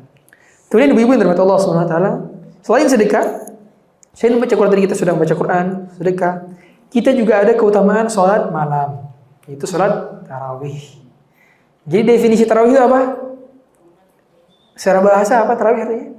Tarawih artinya istirahat, santai. Jadi sholatnya santai. Jadi kalau ada sholat tarawih 23 rakaat 5 menit, itu nggak santai. Itu tidak sesuai dengan definisi tarawihnya. Itu racing namanya, betul. Bukannya khusyuk malah encok di situ. Karena tiap tahun masuk berita itu. Coba bentar lagi masuk ada berita, lihat aja. Salah satu pondok pesantren di daerah Jawa Timur, salat tarawih 23 rakaat 5 menit. Masuk berita. Demi Allah, itu bukan prestasi, itu memalukan hadirin. Karena diberitakan di media internasional. Maka berarti kita harus tahu ketika mencari masjid pas sholat tarawih, bukan yang cepet-cepetan, sini cepet nih. Nah, tapi yang paling kita bisa nikmati bacaannya, bisa kita tadabburi, kemudian paling khusyuk suasananya gitu ya. Suasananya itu betul-betul nyaman buat kita sholat. Nah, itu kita cari masjid seperti itu. Bukan cuma sekedar cepet-cepetan ya. Ustadz, gimana caranya kita sholat tarawih? Dan sholat tarawih itu pada dasarnya dilakukan 2 rakaat. Sehingga pendapat yang mengatakan boleh dilakukan 4 rakaat 1 kali salam, itu pendapat yang minoritas sekali dan diperselisikan keabsahannya. Maka cari masjid yang 2 rakaat, bukan 4 rakaat 1 kali salam. 4-4-3 gitu ya, udah kayak ini formasi. Maka dia carinya yang 2 gitu ya, 2. Jumlahnya bebas, boleh 11 rakaat, boleh 23 rakaat, boleh lebih daripada itu. Karena jumlah sholat tarawih itu sama jumlah seperti sholat malam yang tidak terbatas per jumlah rakaat selama 2. Yang harus terbatas itu sholat witir. Sholat itu berapa rakaat maksimal? 11 rakaat. Maksimal 11 rakaat. Minimal 1 rakaat. Sholat witir. Maka sholat tarawih itu pernah ditanyakan, sholat malam pernah ditanyakan kepada Nabi sallallahu alaihi wasallam, hadis Aisyah, kata Nabi sallallahu alaihi wasallam, salatul laili mathna.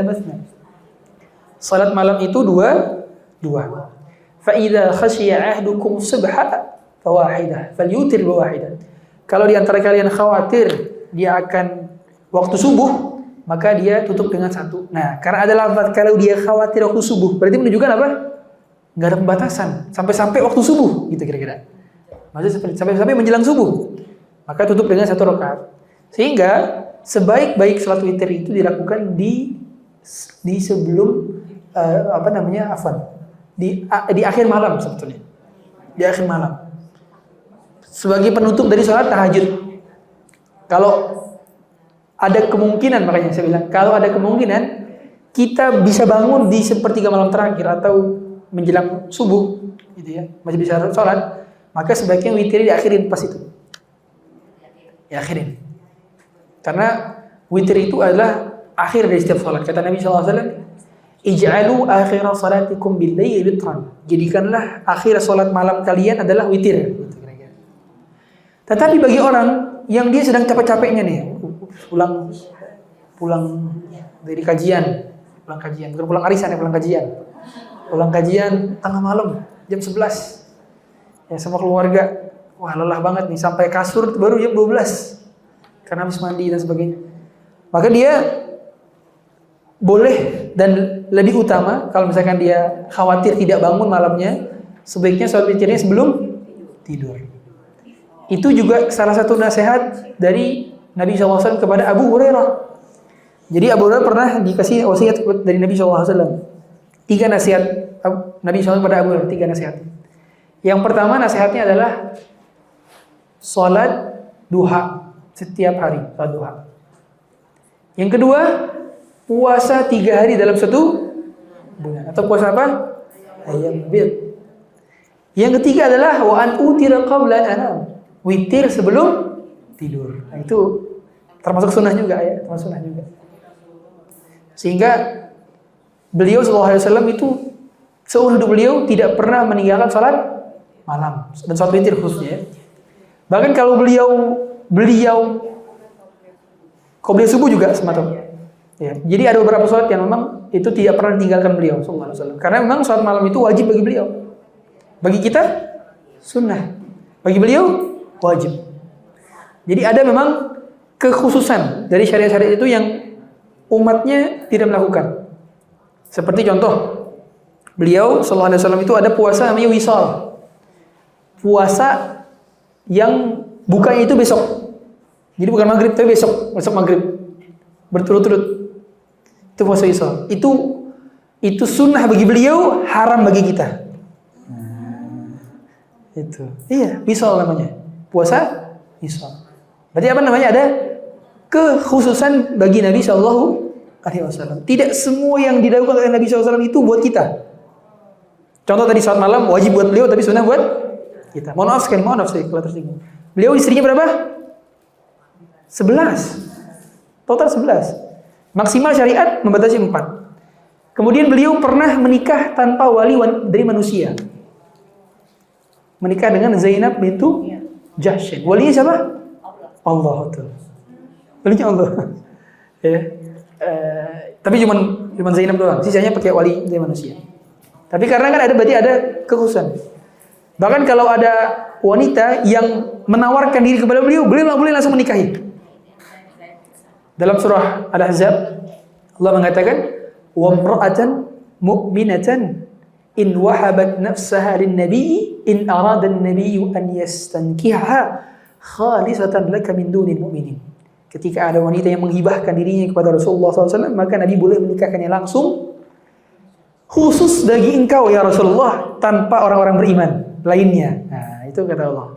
Sehingga ada kekhususan bagi Rasulullah SAW. Karena memang Rasulullah kekuatannya kuat. Sekaligus juga itu menjadi tambahan pahala atas beliau. Syariatnya berbeda, tambahan pahala. Makanya beliau pun meninggal dalam kondisi mati syahid. Karena beliau wafat gara-gara racun. Teracuni di tahun ke-7 Hijriah. Pada saat beliau ke Khaybar, maka diracuni dengan paha kambing yang telah ditaruh racun, dan paha kambing tersebut sempat berbicara.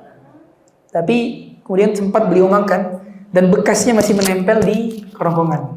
Sampai 4 tahun kemudian rasa sakitnya. Ya. Maka sengaja Allah beri skenario demikian supaya Allah berikan pahala mati syahid kepada beliau sallallahu alaihi wasallam. Ya. Sehingga setiap nabi dan rasul itu cobaannya lebih berat dibandingkan manusia pada umumnya. Kalau sakit beliau itu 2 kali lipat demamnya lebih daripada manusia. Ketika Anas bin Malik mengunjungi Rasulullah SAW ketika sakit, maka panas Rasulullah itu kerasa dari luar selimut. Kata beliau, inni u'ak kama yu'ak rajulan minkum. Aku ketika sakit itu mengalami 2 orang rasa sakit jadi 1. Sehingga kalau panas normal manusia biasa kalau lagi demam misalkan sampai 40 derajat Celcius, berarti panas beliau itu 80 derajat Celcius. Panasnya sampai keluar 80 derajat itu hampir setara dengan kompor. Ya, hampir setara ya. Itu karena saking panasnya. Dan hadirin Allah Subhanahu wa taala, ketika kita salat tarawih, maka usahakan sampai tuntas. Karena kata Nabi sallallahu alaihi wasallam, "Innahu man shalla ma'al imami hatta yansarifa kutiba lahu qiyamul lailah." Siapa yang salat bersama imam sampai selesai, maka dia akan dicatat pahala salat semalam suntuk. Jadi kita pilih-pilih masjid, sekiranya kita mampu 11, ya udah cari yang 11. Mampunya 23, jadi 23. Jangan sampai kita bisanya 11, cari yang 23. Akhirnya nggak sampai selesai. Nggak sampai selesai. Kan kita syaratnya harus sampai selesai itu. Ikut witir gak usah, ikut witir. Karena sama selesai, batasan itu sampai ikut witir juga. Kalau ada witir, kalau nggak ada witir, ya udah berarti witirnya di rumah, nanti bisa diakhirkan. Sehingga ketika sudah sholat bersama imam di awal malam, maka boleh menambah rakaat lagi nanti di rumah sholat tahajud. Jadi misalkan pas sahurnya bangun setengah 3 misalkan dia, atau jam 3. Meskipun sahur sebaik-baik sahur kapan? Sebaik-baik sahur itu 50 ayat sebelum azan subuh. 50 ayat itu sekitar 30 menit atau 20 menit. Itu sebaik-baik sahur. Karena sahur itu sebaik-baiknya diakhirkan dan buka sebaik-baiknya diawalkan. Gitu ya. Jadi yang namanya adalah ta'khirus sahur sama ta'jilul iftar, ta'jilul fitr. Itu harus kita ketahui. Sehingga orang yang dia bangun tengah malam, jam 12 malam dia bangun. Kamu ngapain? Sahur. Gak sah sahurnya. Karena sahur itu baru sah itu di 1/6 malam terakhir. 1/6 malam terakhir. 1/6 itu ya baru mulai start itu mungkin 2:30. 1/6 malam. Karena malam itu dari mana? Dari maghrib. Nah, maghrib sampai subuh dibagi 6. Nah, 1/6 terakhir nih itu waktu sahur. Makanya kalau orang sahur jam 1 itu belum mendapatkan kesunahan sahur. Belum mendapat kesunahan sahur. Dia kategori makan malam, bukan sahur. Nah, karena yang membedakan antara kita dengan umat-umat terdahulu cara puasanya adalah adanya sahur. Umat-umat terdahulu itu nggak ada sahur. Mereka itu kalau puasa buka di waktu maghrib, azan isya itu harus puasa lagi. Itu. Jadi mereka puasanya itu kalau umat-umat terdahulu mereka buka waktu maghrib sampai isya. Isya udah azan, mereka puasa lagi sampai maghrib ke depan. Itu puasanya orang-orang terdahulu. Makanya Allah sendiri yang mengatakan bahwa puasa kita itu sampai kapan? Sampai berbeda antara benang putih dan benang hitam. Ya. Karena kenapa? Karena puasa kita sampai kita boleh makan sampai kapan? Wa kulu washrabu hatta yatabayyana lakum al-khaytul abyad min al-khaytil aswad min al-fajr, kan gitu dalam surat Al-Baqarah juz 2. Sehingga kita baru bisa kita baru menahan dari pembatal puasa sampai fajar. Kalau mereka cuman maghrib doang, maghrib puasa lagi. Itu pun termasuk salah satu syariat yang pernah dilakukan oleh Nabi SAW. Jadi begitu puasa diwajibkan, itu nggak langsung sampai sahur ya, maksudnya nggak langsung sampai subuh ya kita boleh makan. Makannya baru sampai maghrib doang. Maghrib makan, pada isya nggak boleh makan lagi. Dulu seperti itu. Makanya dulu ada seorang yang dia ketika berpuasa kerja seharian, kemudian karena saking capeknya, pas waktu asar ketiduran, bangun isya, akhirnya nggak boleh makan, puasa lagi dia, besok kerja lagi, pingsan, ada pingsan, ya. Ada pingsan, kemudian laporlah kepada Nabi SAW tentang kasus ini. Akhirnya turunlah ayat, "Uhilla lakum lailatas siyam rafatu ila nisaikum kunna libasul lakum", dan seterusnya. Sampai ayat, "Wa kulu washrabu hatta yatabayyana lakumul khaytul abyad minal khaytil aswad minal fajr, tsumma atimus siyam minal lail", dan seterusnya. Itu ayat itu turun sebab ayat turun asbabun nuzulnya itu kisah ini tadi. Kisah sahabat itu tadi yang itu. Berarti saat itu kejadian syariat puasa itu di awal-awal sama seperti syariat terdahulu. Barulah ada pembaruan. Karena di zaman itu masih terus di-upgrade kan. Makanya kiblat saat dulu masih berada di Masjidil Aqsa, terus pindah ke Masjidil Haram. Terus hijab itu baru diwajibkan tahun berapa? Tahun 3 Hijriah. Sebelum itu belum wajib hijab. Riba belum haram, khamr belum haram. Khamr baru diharamkan tahun 3 Hijriah. Zakat baru diwajibkan tahun 2 Hijriah. Perang baru diizinkan tahun kedua Hijriah. Puasa Ramadan juga baru diwajibkan di tahun kedua Hijriah. Berarti sekitar 15 tahun setelah Nabi SAW berdakwah. Karena Nabi dakwah di Mekah 13 tahun, dakwah di Madinah 10 tahun. Hijrah itu berarti kan tahun Nabi SAW sudah berada di Madinah. Gitu. Itu pertanda bahwa Islam ini turunkan secara bertahap. Sehingga kita mengamalkannya pun secara bertahap. Maka kalau sudah tahu ilmu pengetahuan, amalkan sedikit. Yang penting ada progres terus. Gitu. Ya.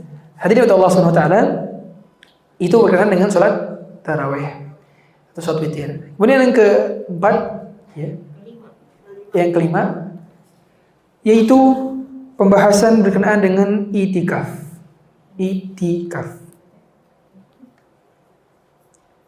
Itikaf ini adalah ibadah yang jadi dilakukan oleh umat terdahulu. Sebagaimana Allah sendiri yang mengatakan kepada Nabi Ibrahim dan Nabi Ismail untuk membersihkan Masjidil Haram dari kotoran-kotoran, maka Allah mengatakan watahhir baiti lit-taifina wal-'akifina war-ruk'is sujud. Dan bersihkanlah rumahku untuk orang-orang yang tawaf dan itikaf. Berarti di zaman Nabi Ibrahim sudah ada orang yang itikaf, sudah ada. Apa itu definisi itikaf? Bisa kita berdiam, meninggalkan segala kesibukan. Al-inqita' anisyawaghil, dia berpisah dari segala macam kesibukan di luar, sehingga dia fokus. Makanya kalau saya sarankan, kalau kita mau itikaf, usahakan gak usah janjian sama teman. Karena jadinya ngobrol.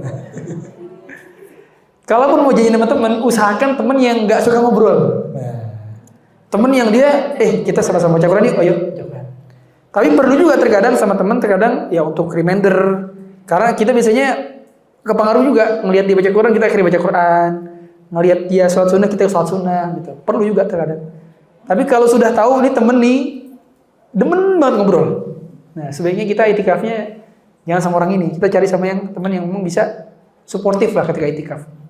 Nah maka yang semacam ini, itikaf itu pada dasarnya nggak harus kita full day. Maksudnya nggak harus sampai 10 hari full. Sesuai dengan kemampuan kita. Tapi memang yang paling afdol, yang paling utama adalah 10 hari full. Sebagaimana Nabi SAW, Nabi itu itikafnya di malam ke-20. Jadi malam ke-20 beliau masuk masjid, baru keluar masjid itu pas pada saat hari Idul Fitri. Jadi 10 hari full. Ya. Kecuali keluarnya untuk buang hajat, kamar mandi. Ya. Sama pernah ada riwayat beliau nganter apa? Nganter Sofiyah. Beliau pernah ngobrol di masjid sama Sofiyah, istri beliau sallallahu alaihi wasallam, Sofiyah binti Huyai, kemudian mengantarkan pulang. Sehingga boleh kalau keluar untuk hajat, keluar misalkan beli makanan, masuk ke masjid lagi, itu boleh. Itu nggak membatalkan itikaf. Tapi kalau keluar untuk aktivitas yang lain, batal itikafnya. Sehingga pas masuk masjid lagi harus niatlah lagi. Niatnya dalam hati, niatkan dalam hati itikaf. Sehingga orang ketika dia masuk masjid untuk kajian, itu bisa juga sebagai itikaf. Karena syarat itikaf itu 2 atau 3 lah. 3. Yang pertama, dia niat untuk itikaf, harus diniatkan itikaf. Setiap masuk masjid niat itikaf. Yang kedua, ketika dia masuk masjid dalam keadaan tidak berhadas besar. Artinya tidak sedang haid, nifas, junub. Tidak sedang itu. Meskipun belum wudu, tapi tetap sah itikafnya. Yang ketiga, dia berada di dalam masjid lebih daripada sekedar tumakninah. Tumakninah itu berapa detik kira-kira? Sekitar 2-3 detik. Karena kata tumakninah kan adalah kata subhanallah. Subhanallah itu bahkan 1,5 detik mungkin ya. Subhanallah. Itu patokanlah 2 detik sampai 3 detik lah. Lebih dari kadar tumakninah. Nah berarti orang ketika masuk ke masjid itu ada gak yang kurang dari kadar tumakninah? Saya tanya. Ada gak dia masuk lompat habis itu? Ada gak? Gak ada kan? Sudah pasti dia lebih daripada kadar tumakninah. Sehingga setiap kali kita masuk masjid sudah pasti bisa itikaf. Sudah pasti. Makanya ada orang cuma itikaf pada saat malam harinya doang, misalkan. Karena pagi hari harus kerja. Boleh kayak gitu.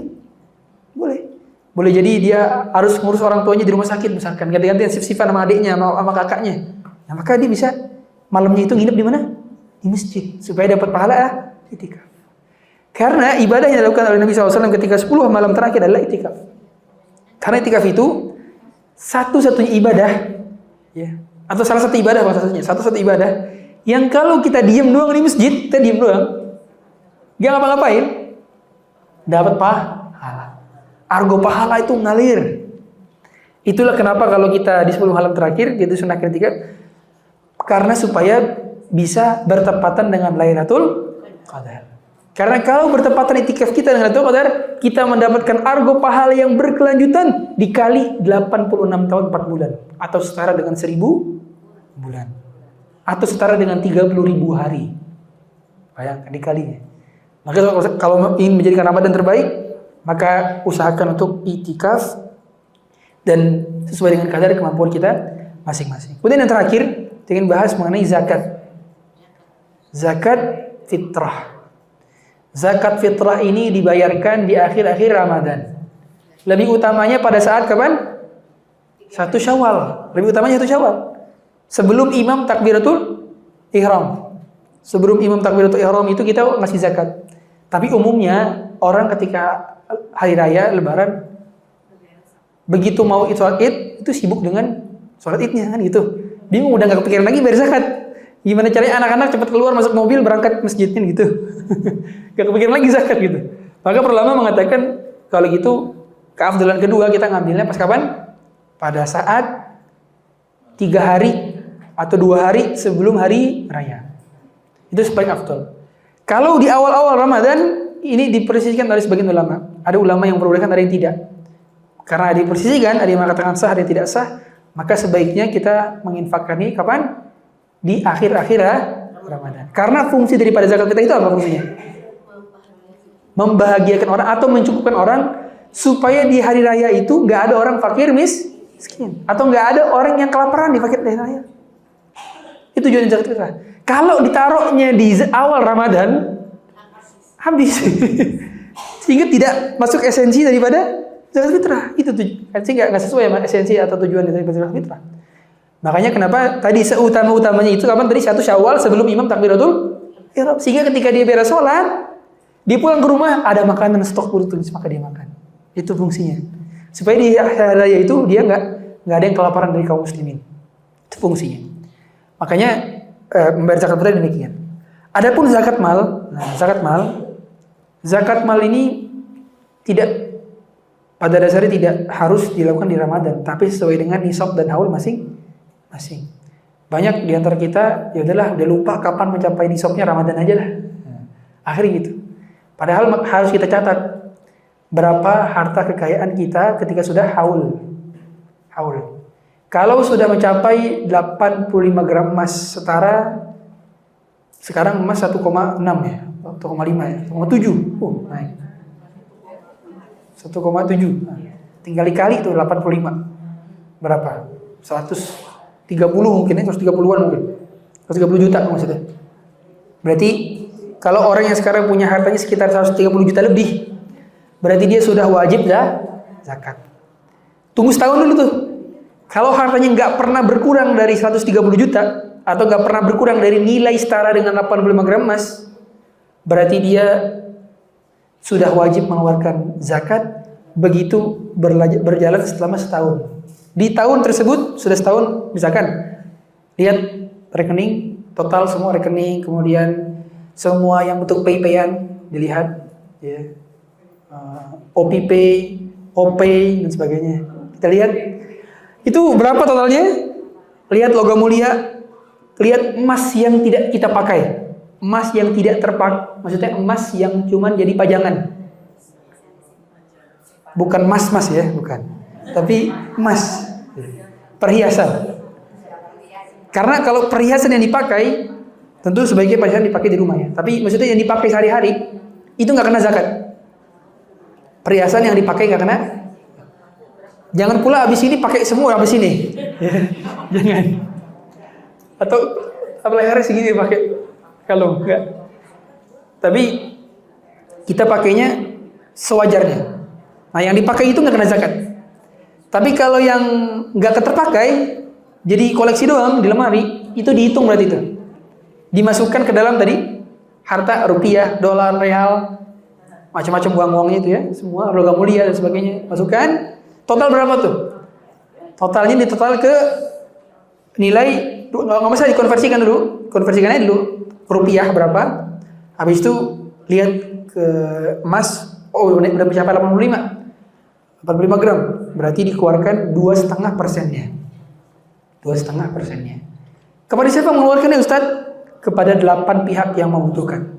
Di dalam surah At-Taubah ayat 60, Allah mengatakan, innamas sadaqatu lil fuqara, orang fakir, wal masakin, orang miskin, wal amilina 'alaiha, amil zakat, lembaga amil zakat, Basnas, LAS boleh, wal amilina 'alaiha, wal muallafati qulubuhum, yang keempat adalah muallaf.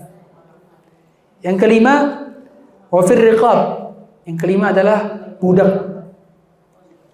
Wal gharimin, gharim adalah orang yang punya hutang. Wa fi sabilillah, kemudian yang ketujuh adalah fi sabilillah, para penuntut ilmu. Yang kedelapan, ibnu sabil, orang yang berada di negara orang lain dan dia nggak punya uang untuk pulang, itu ibnu sabil. Nah, harus bayar pada 8 pihak ini, nggak boleh di luar ini. Sehingga nggak boleh uang zakat itu buat bangunan masjid, nggak boleh. Uang zakat juga nggak boleh untuk apa ya? Untuk kebaikan-kebaikan yang di luar dari 8 ini. Nah, nggak boleh. Buat sumur nggak boleh. Pokoknya nggak boleh buat yang lain lah, selain ini. Ya, karena itu sedekah masuknya kalau yang lain ya. Kalau zakat itu lebih strict, dia ada aturannya. Makanya zakat itu harus ada dalilnya. Dia nggak boleh zakat tanpa dalil, nggak boleh. Karena zakat ibadah. Dia penerimanya harus sesuai, ukuran sesuai. Kalau sedekah ada gak aturannya? Nggak ada, nggak harus 2,5%. Boleh berapapun sedekah kita, boleh. Terus penerimanya boleh juga, non muslimnya boleh. Boleh kan non muslim menerima sedekah? Boleh. Tapi zakat nggak bisa. Zakat harus sesuai dengan penerima yang Allah sebutkan dalam surat Taubah ayat 60.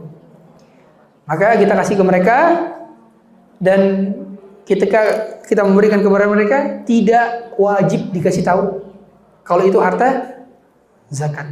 Cukup bilang ini ada titipan, selesai. Iya, supaya menjaga perasaan dia, menjaga perasaan penerima. Iya.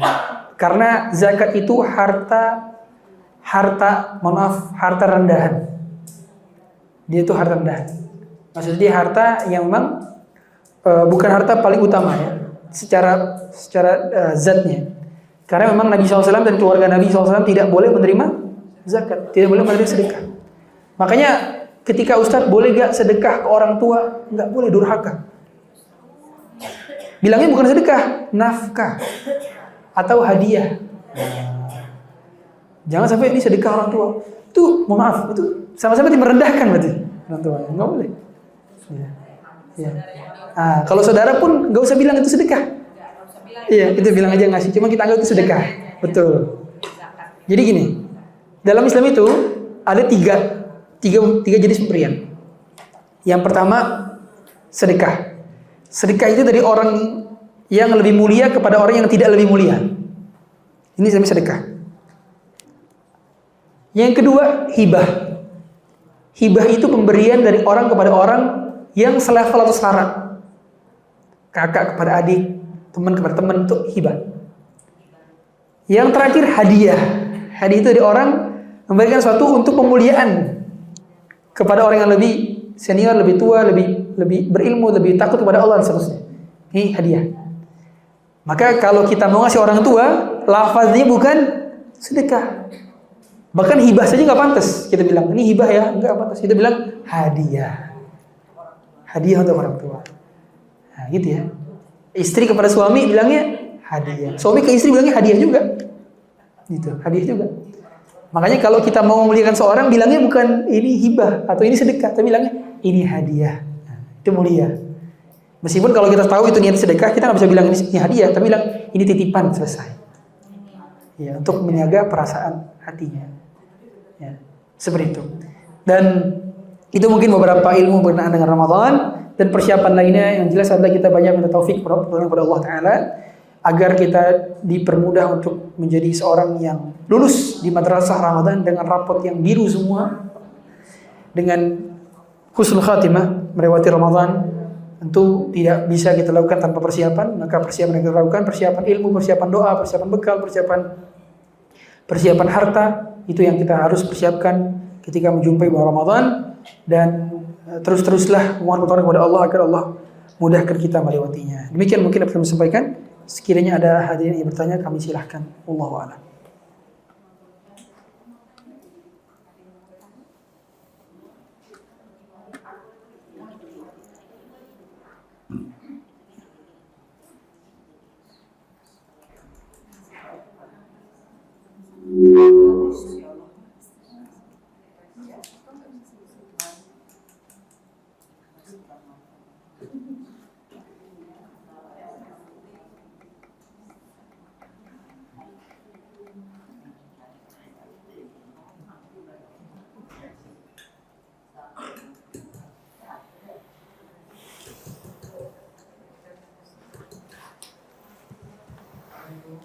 Assalamualaikum warahmatullahi wabarakatuh.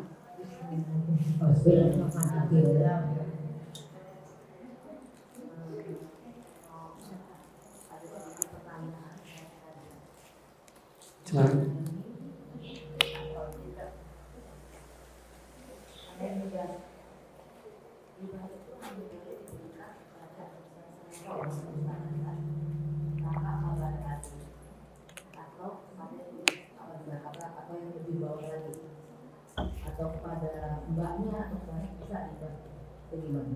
Atau ibu ke anak bisa nggak juga? Baik. Barakallahu fiik.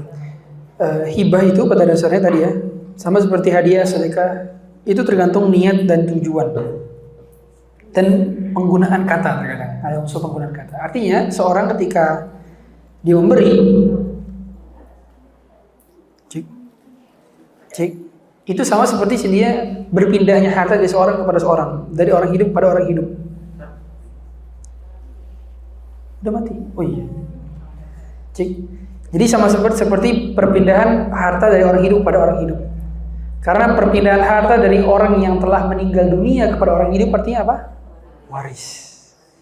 Berpesan untuk dipindahkan harta ketika orang itu meninggal namanya wasiat.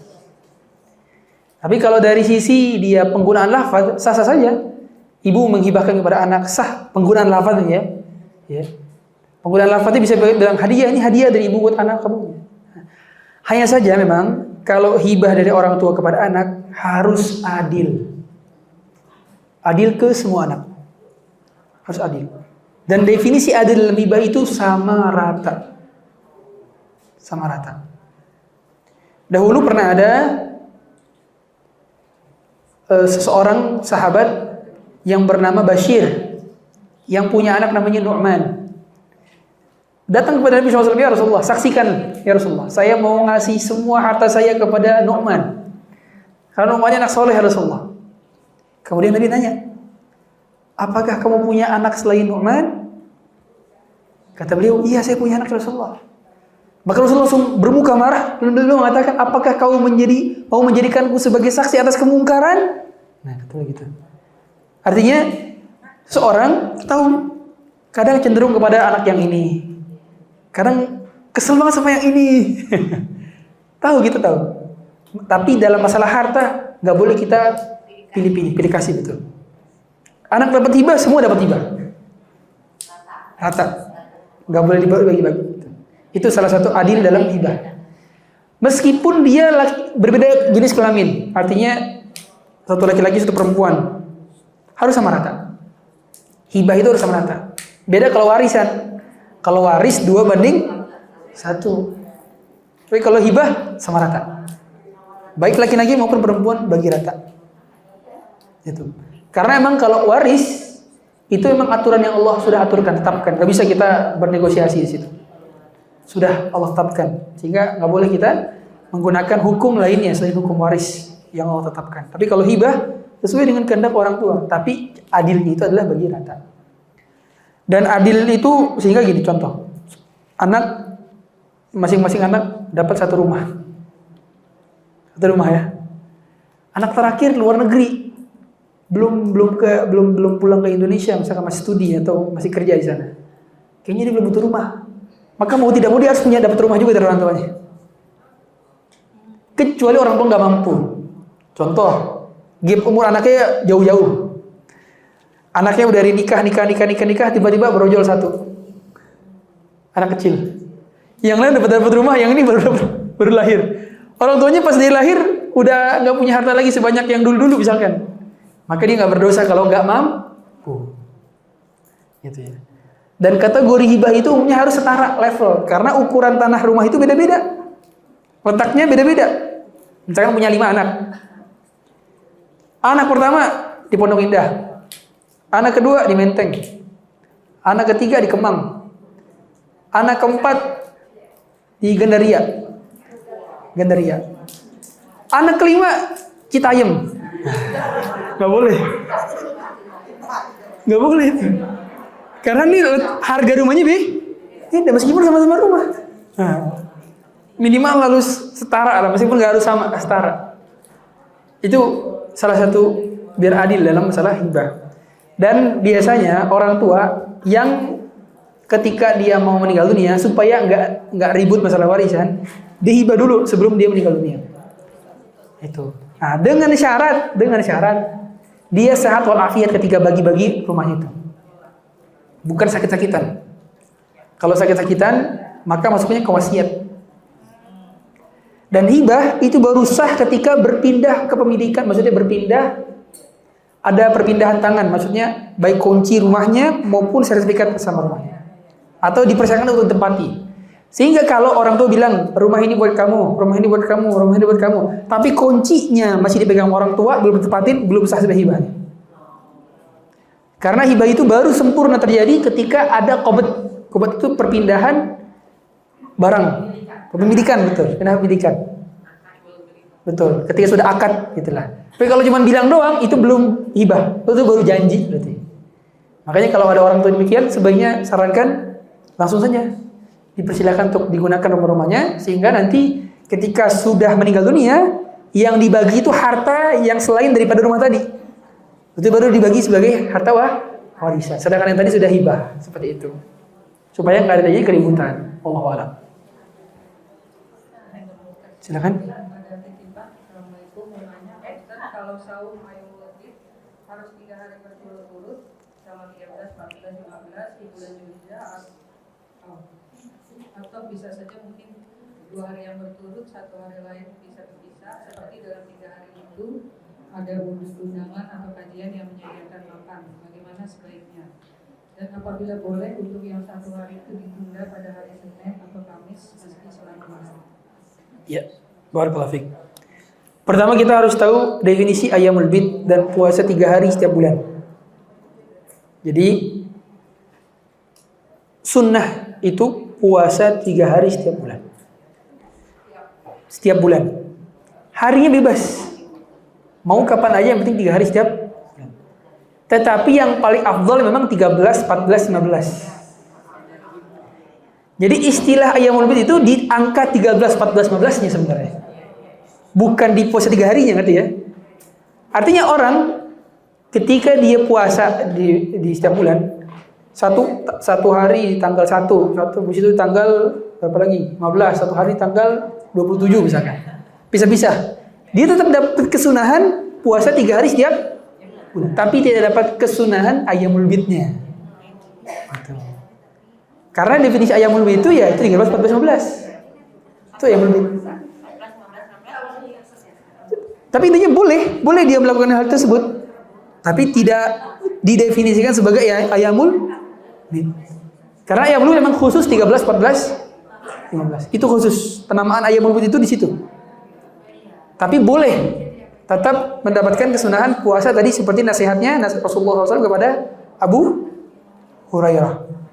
Ya, yaitu siyamu salasati yamin fi kulli syahr. Puasa 3 hari setiap bulan. Jadi boleh 14, 15, 16, 15, 16, 17, boleh. Boleh. Tapi tidak dapat penamaan ayyamul bid. Dapatnya puasa 3 hari setiap bulannya, tidak dapat penamaan ayyamul bidnya begitu. Demikian maksudnya. Karena selain ada ayyamul bid juga ada ayyamus sud. Jadi puasa di 27, 28, 29. Itu ada tuh penamaan sendiri. 27, 28, 29. Itu ada penamaan sendiri selain 13, 14, 15. Tapi seutamanya memang adalah di 13, 14, 15. Dan boleh digabung dengan puasa sunnah yang lain. Jadi kalau bertepatan dengan hari Senin, gabung puasa Senin. Hari Kamis, hari Kamis. Gitu. Tapi bagi orang yang sudah puasa Daud, nggak boleh puasa sunnah lagi. Karena sudah paling puncak. Orang puasa Daud nih misalkan, besok hari Senin. Padahal hari ini udah puasa misalkan. Hari ini hari Ahad di puasa Daud. Besok hari Senin puasa lagi, puasa Senin, nggak boleh. Dia harus lengkap. Niatnya boleh juga gitu. Saya kalau puasa Daud sebenarnya. Boleh. Yang jelas dia nggak boleh digabung bertambah lagi dengan puasa sunnah lain. Maksudnya tadi ya, jadi nggak setengah-setengah. Demikian Allah a'lam. Gimana undangan makan gimana tadi? Lagi puasa, tadi itu sudah makan. Oh iya, terus? Harus kita lanjutkan puasanya. Oh iya. Ini tergantung kemaslahatan. Bila dilihat bahwa orang ini sepertinya agak kecewa kalau makanannya nggak dimakan. Apalagi depannya sushi misalkan. Atau depannya daging wagyu A5 misalkan, ya. Atau barbekyuan dan sebagainya. Udah lengkap banget makanannya. Dia pesannya dengan penuh effort, kemudian dia bikinnya dengan penuh effort. Kayaknya akan kecewa nih kalau kita nggak makan nih. Maka lebih baik makan. Lebih baik membatalkan. Tapi sekiranya orang itu udah ngerti, saya bisa puasa sunnah, dan hidangannya pun nggak terlalu effort banget gitulah. Dan sepertinya dia nggak begitu kecewa kalau saya lanjutin puasa, memaklumi, maka lebih baik lanjut. Karena kenapa itu seperti itu? Karena tujuannya tadi supaya tidak menyakiti perasaan saudaranya. Itu tujuan kenapa dianjurkan makan itu gitu. Sehingga kalau ada potensi kecil, nggak masalah kalau kita lanjutin puasa, ya udah lanjut aja puasa. Seperti itu. Dan tetap dapat pahala puasa, pahala menahan laparnya sampai dia makan tadi. Sehingga dia udah nahan siang nih, jam 12. Jadi itu terhitung sebagai pahala, tapi dia terhitung sebagai puasa. Wallahu a'lam. Begitu pula wanita haid ya, yang seringkali udah sampai menjelang maghrib, 5 menit sebelum maghrib cek darah, ya haid. Sering banget tuh. Saya bilang Anda tetap dapat pahala karena sudah menahan tadi ya, meskipun tidak terhitung sebagai puasa, harus qada juga pada akhirnya gitu. Wallahu a'lam.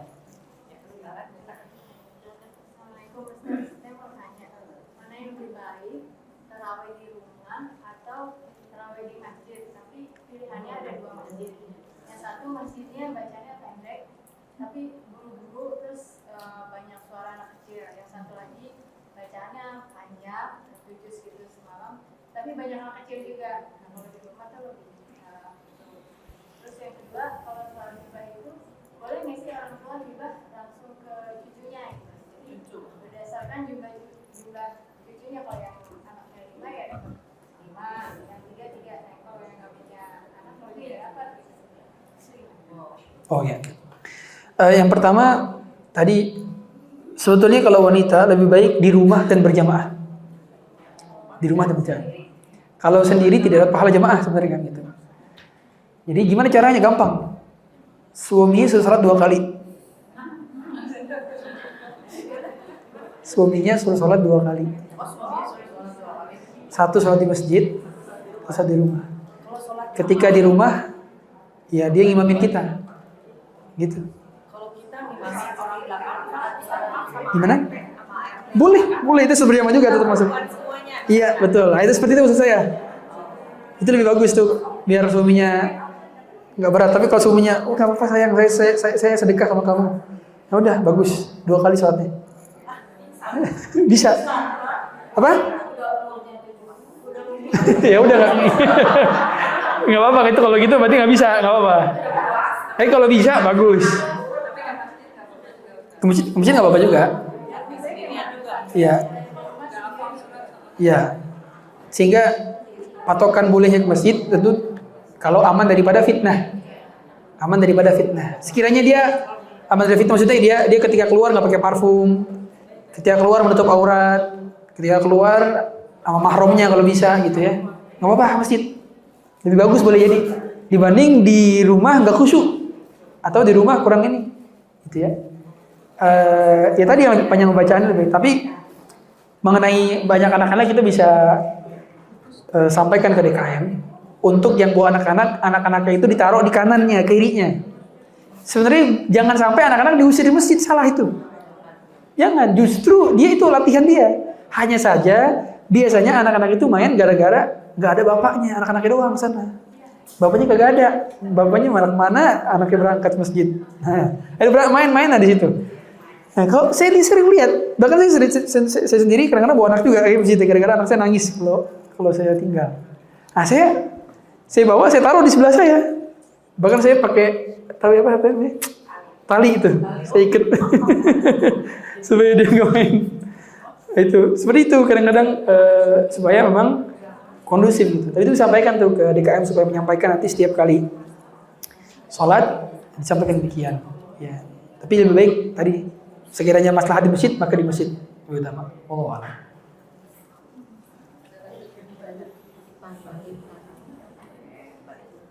Sholat tasbih ketinggalan. Oh iya, afwan, tadi belum jawab yang kedua. Hibah. Iya. Jawabannya nggak bisa.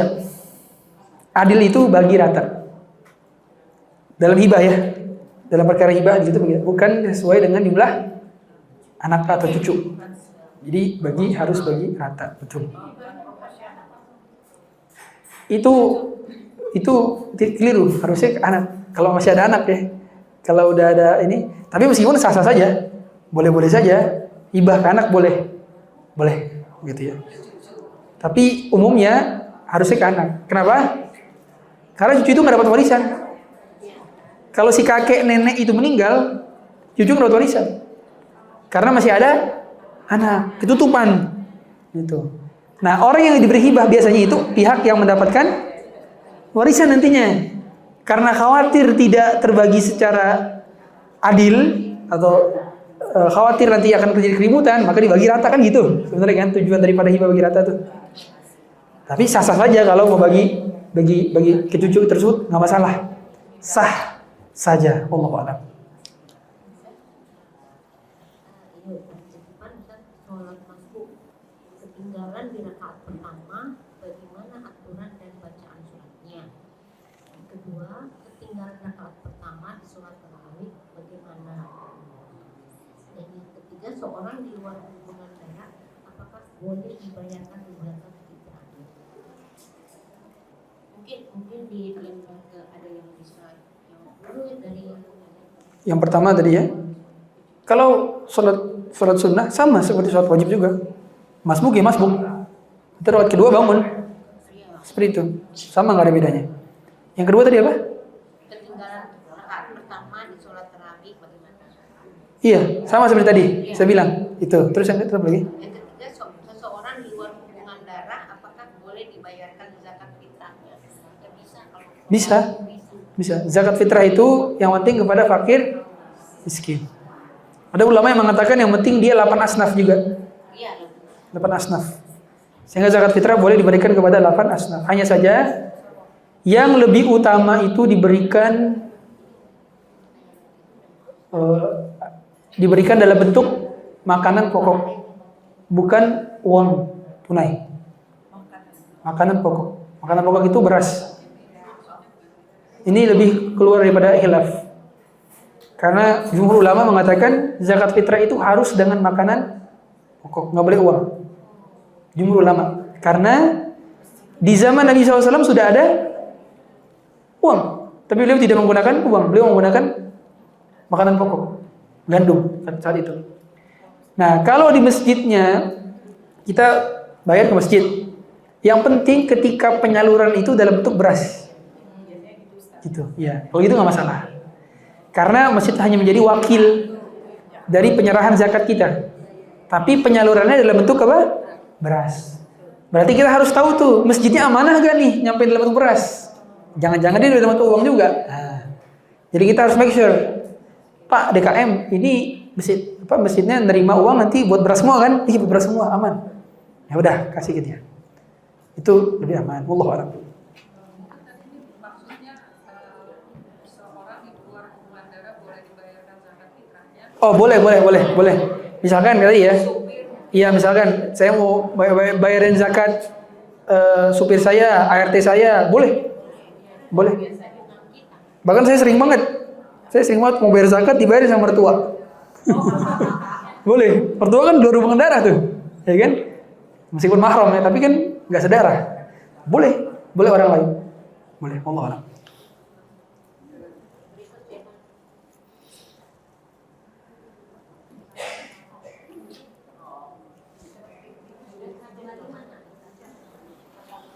Ini ada lagi juga, Ustaz. Apa yang lebih baik tadarusan bersama-sama bacanya tapi bergantian sehingga bisa cepat hantam atau baca sendiri saja? Metode-metode membaca Quran yang tadi, kalau metodenya mudarasah artinya diperbaiki bacaannya bagus. Tapi kalau sekedar baca saja nggak diperbaiki sama orang lain, lebih baik sendiri kalau gitu. Ya. Karena tujuan daripada mudarasah itu apa? Dikoreksi bacaan di mudarasah. Jadi, baik bentuknya one on one atau ada 3 orang, 4 orang di situ saling menyimak bacaan dan dibenarkan. Bukan cuma sekedar tilawah dengerin. Nah, tapi dibenarkan. Itu lebih baik daripada cuma dengerin doang.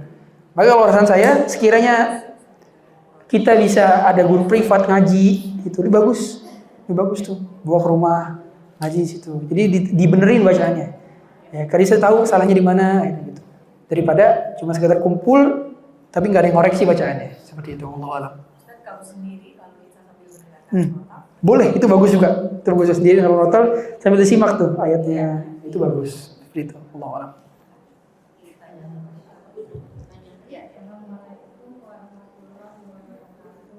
Assalamualaikum warahmatullahi wabarakatuh.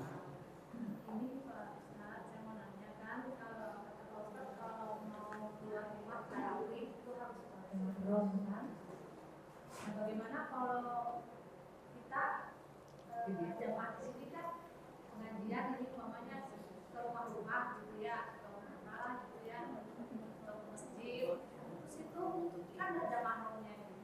Iya.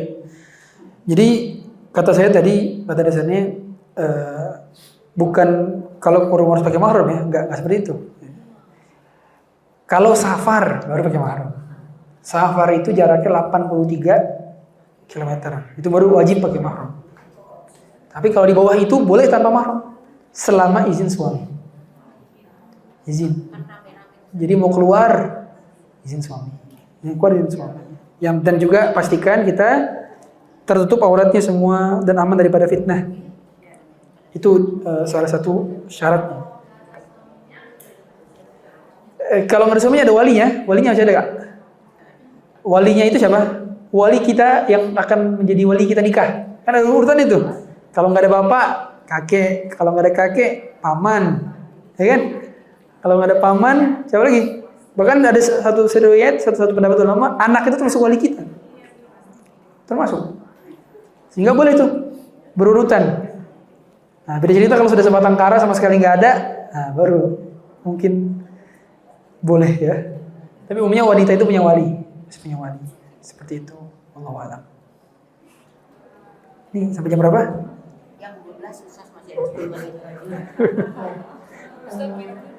Oke.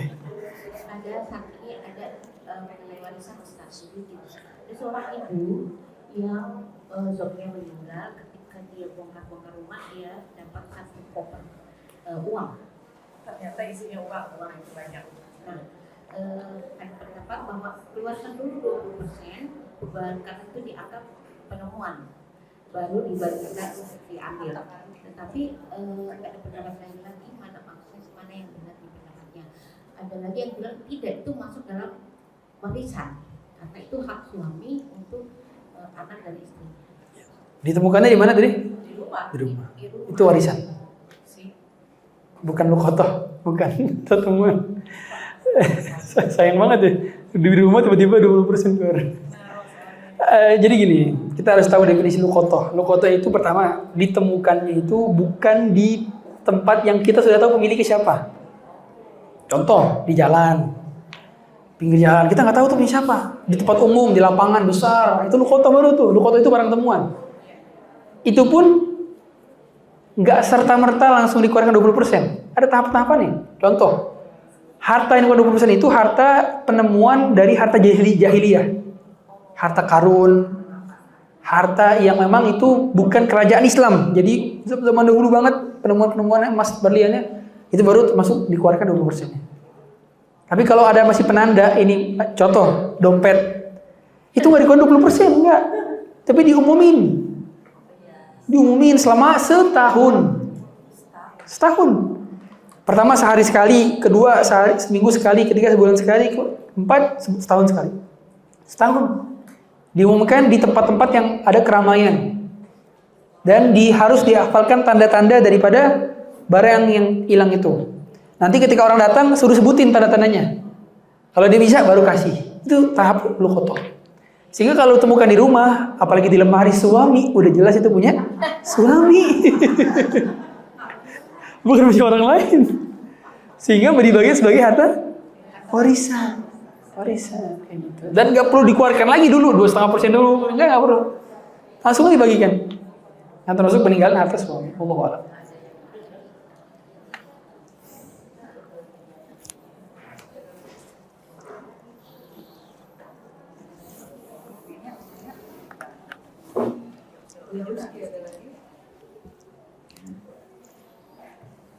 Ibu masih ada yang mau bertanya?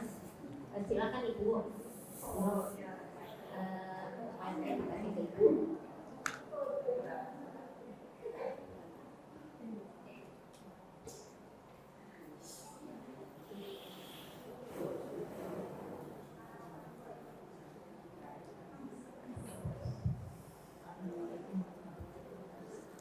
Wassalamualaikum warahmatullahi wabarakatuh.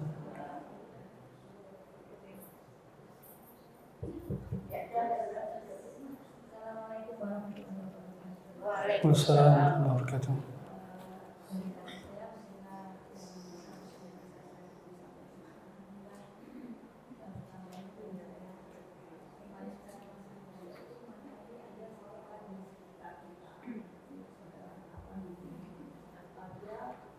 Kelihatannya sehat Ustaz, tapi setiap puasa itu alasannya bisa atau sakit dan itu terus berlangsung.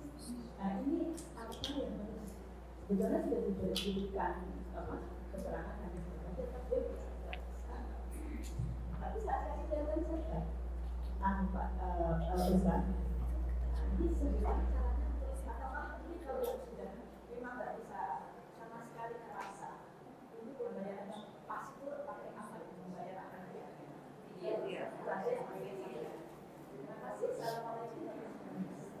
Waalaikumsalam warahmatullahi wabarakatuh.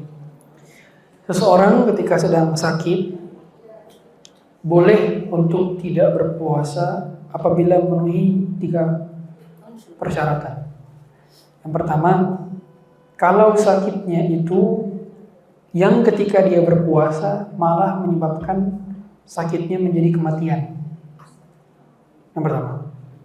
Yang kedua, kalau sakitnya tersebut ketika dia berpuasa memperlama proses kesembuhannya.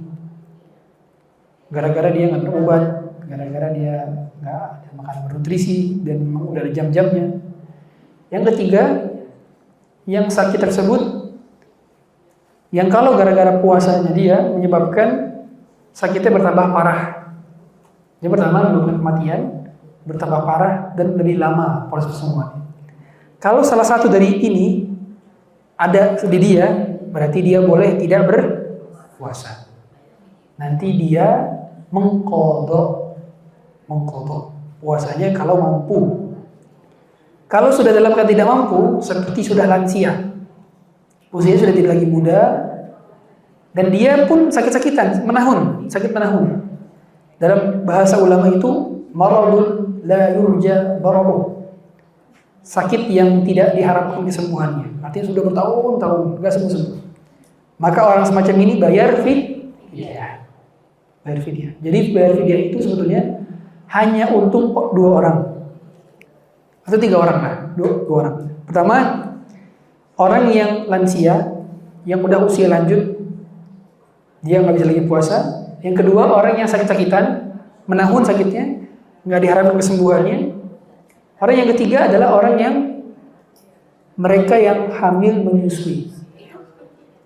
Hamil menyusui itu mereka membayar fidyah ketika memang diri mereka nggak mampu qadha gara-gara hamil setiap tahun atau menyusui setiap tahun. Terus, tapi kalau sudah tahu bahwa dirinya akan bisa bayar, maka dia nggak boleh fidyah, qadha. Memang para ulama mengklasifikasikan kadar kekhawatiran. Kalau khawatir pada dirinya, khawatir pada bayinya, khawatir pada diri bayinya, itu ada ketentuan. Ya, kapan bisa qadha saja, kapan bisa qadha plus fidyah, gitu kira-kira. Tapi ala kullin, ada pendapat dari Abdullah bin Abbas, sekiranya tidak mampu qadha, sama sekali nggak mampu. Tiap tahun seperti itu siklusnya. Hamil menyusui. Maka dia nggak masalah untuk qadha, untuk fidyah saja tanpa qadha. Kemudian yang kedua tadi apa, Bu? Tentang apa tadi?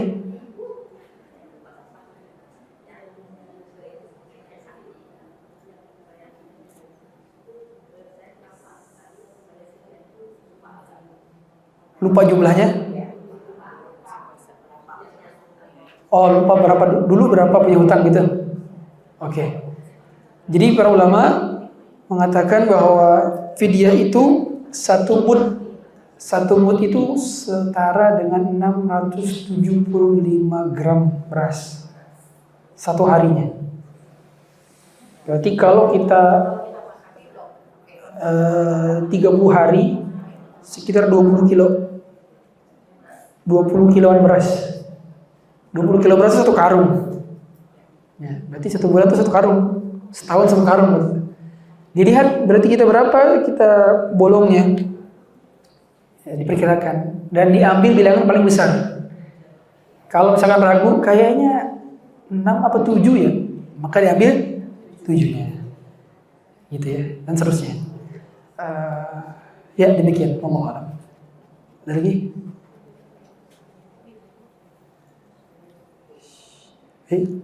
Dengar ya. Cukup? Baik, kita tutup ya. Kita tutup dengan doa kafaratul majlis. Subhanakallahumma wa bihamdika asyhadu an la ilaha illa anta astaghfiruka wa atubu ilaik. Sallallahu alaihi wa sallam. Assalamualaikum warahmatullahi wabarakatuh.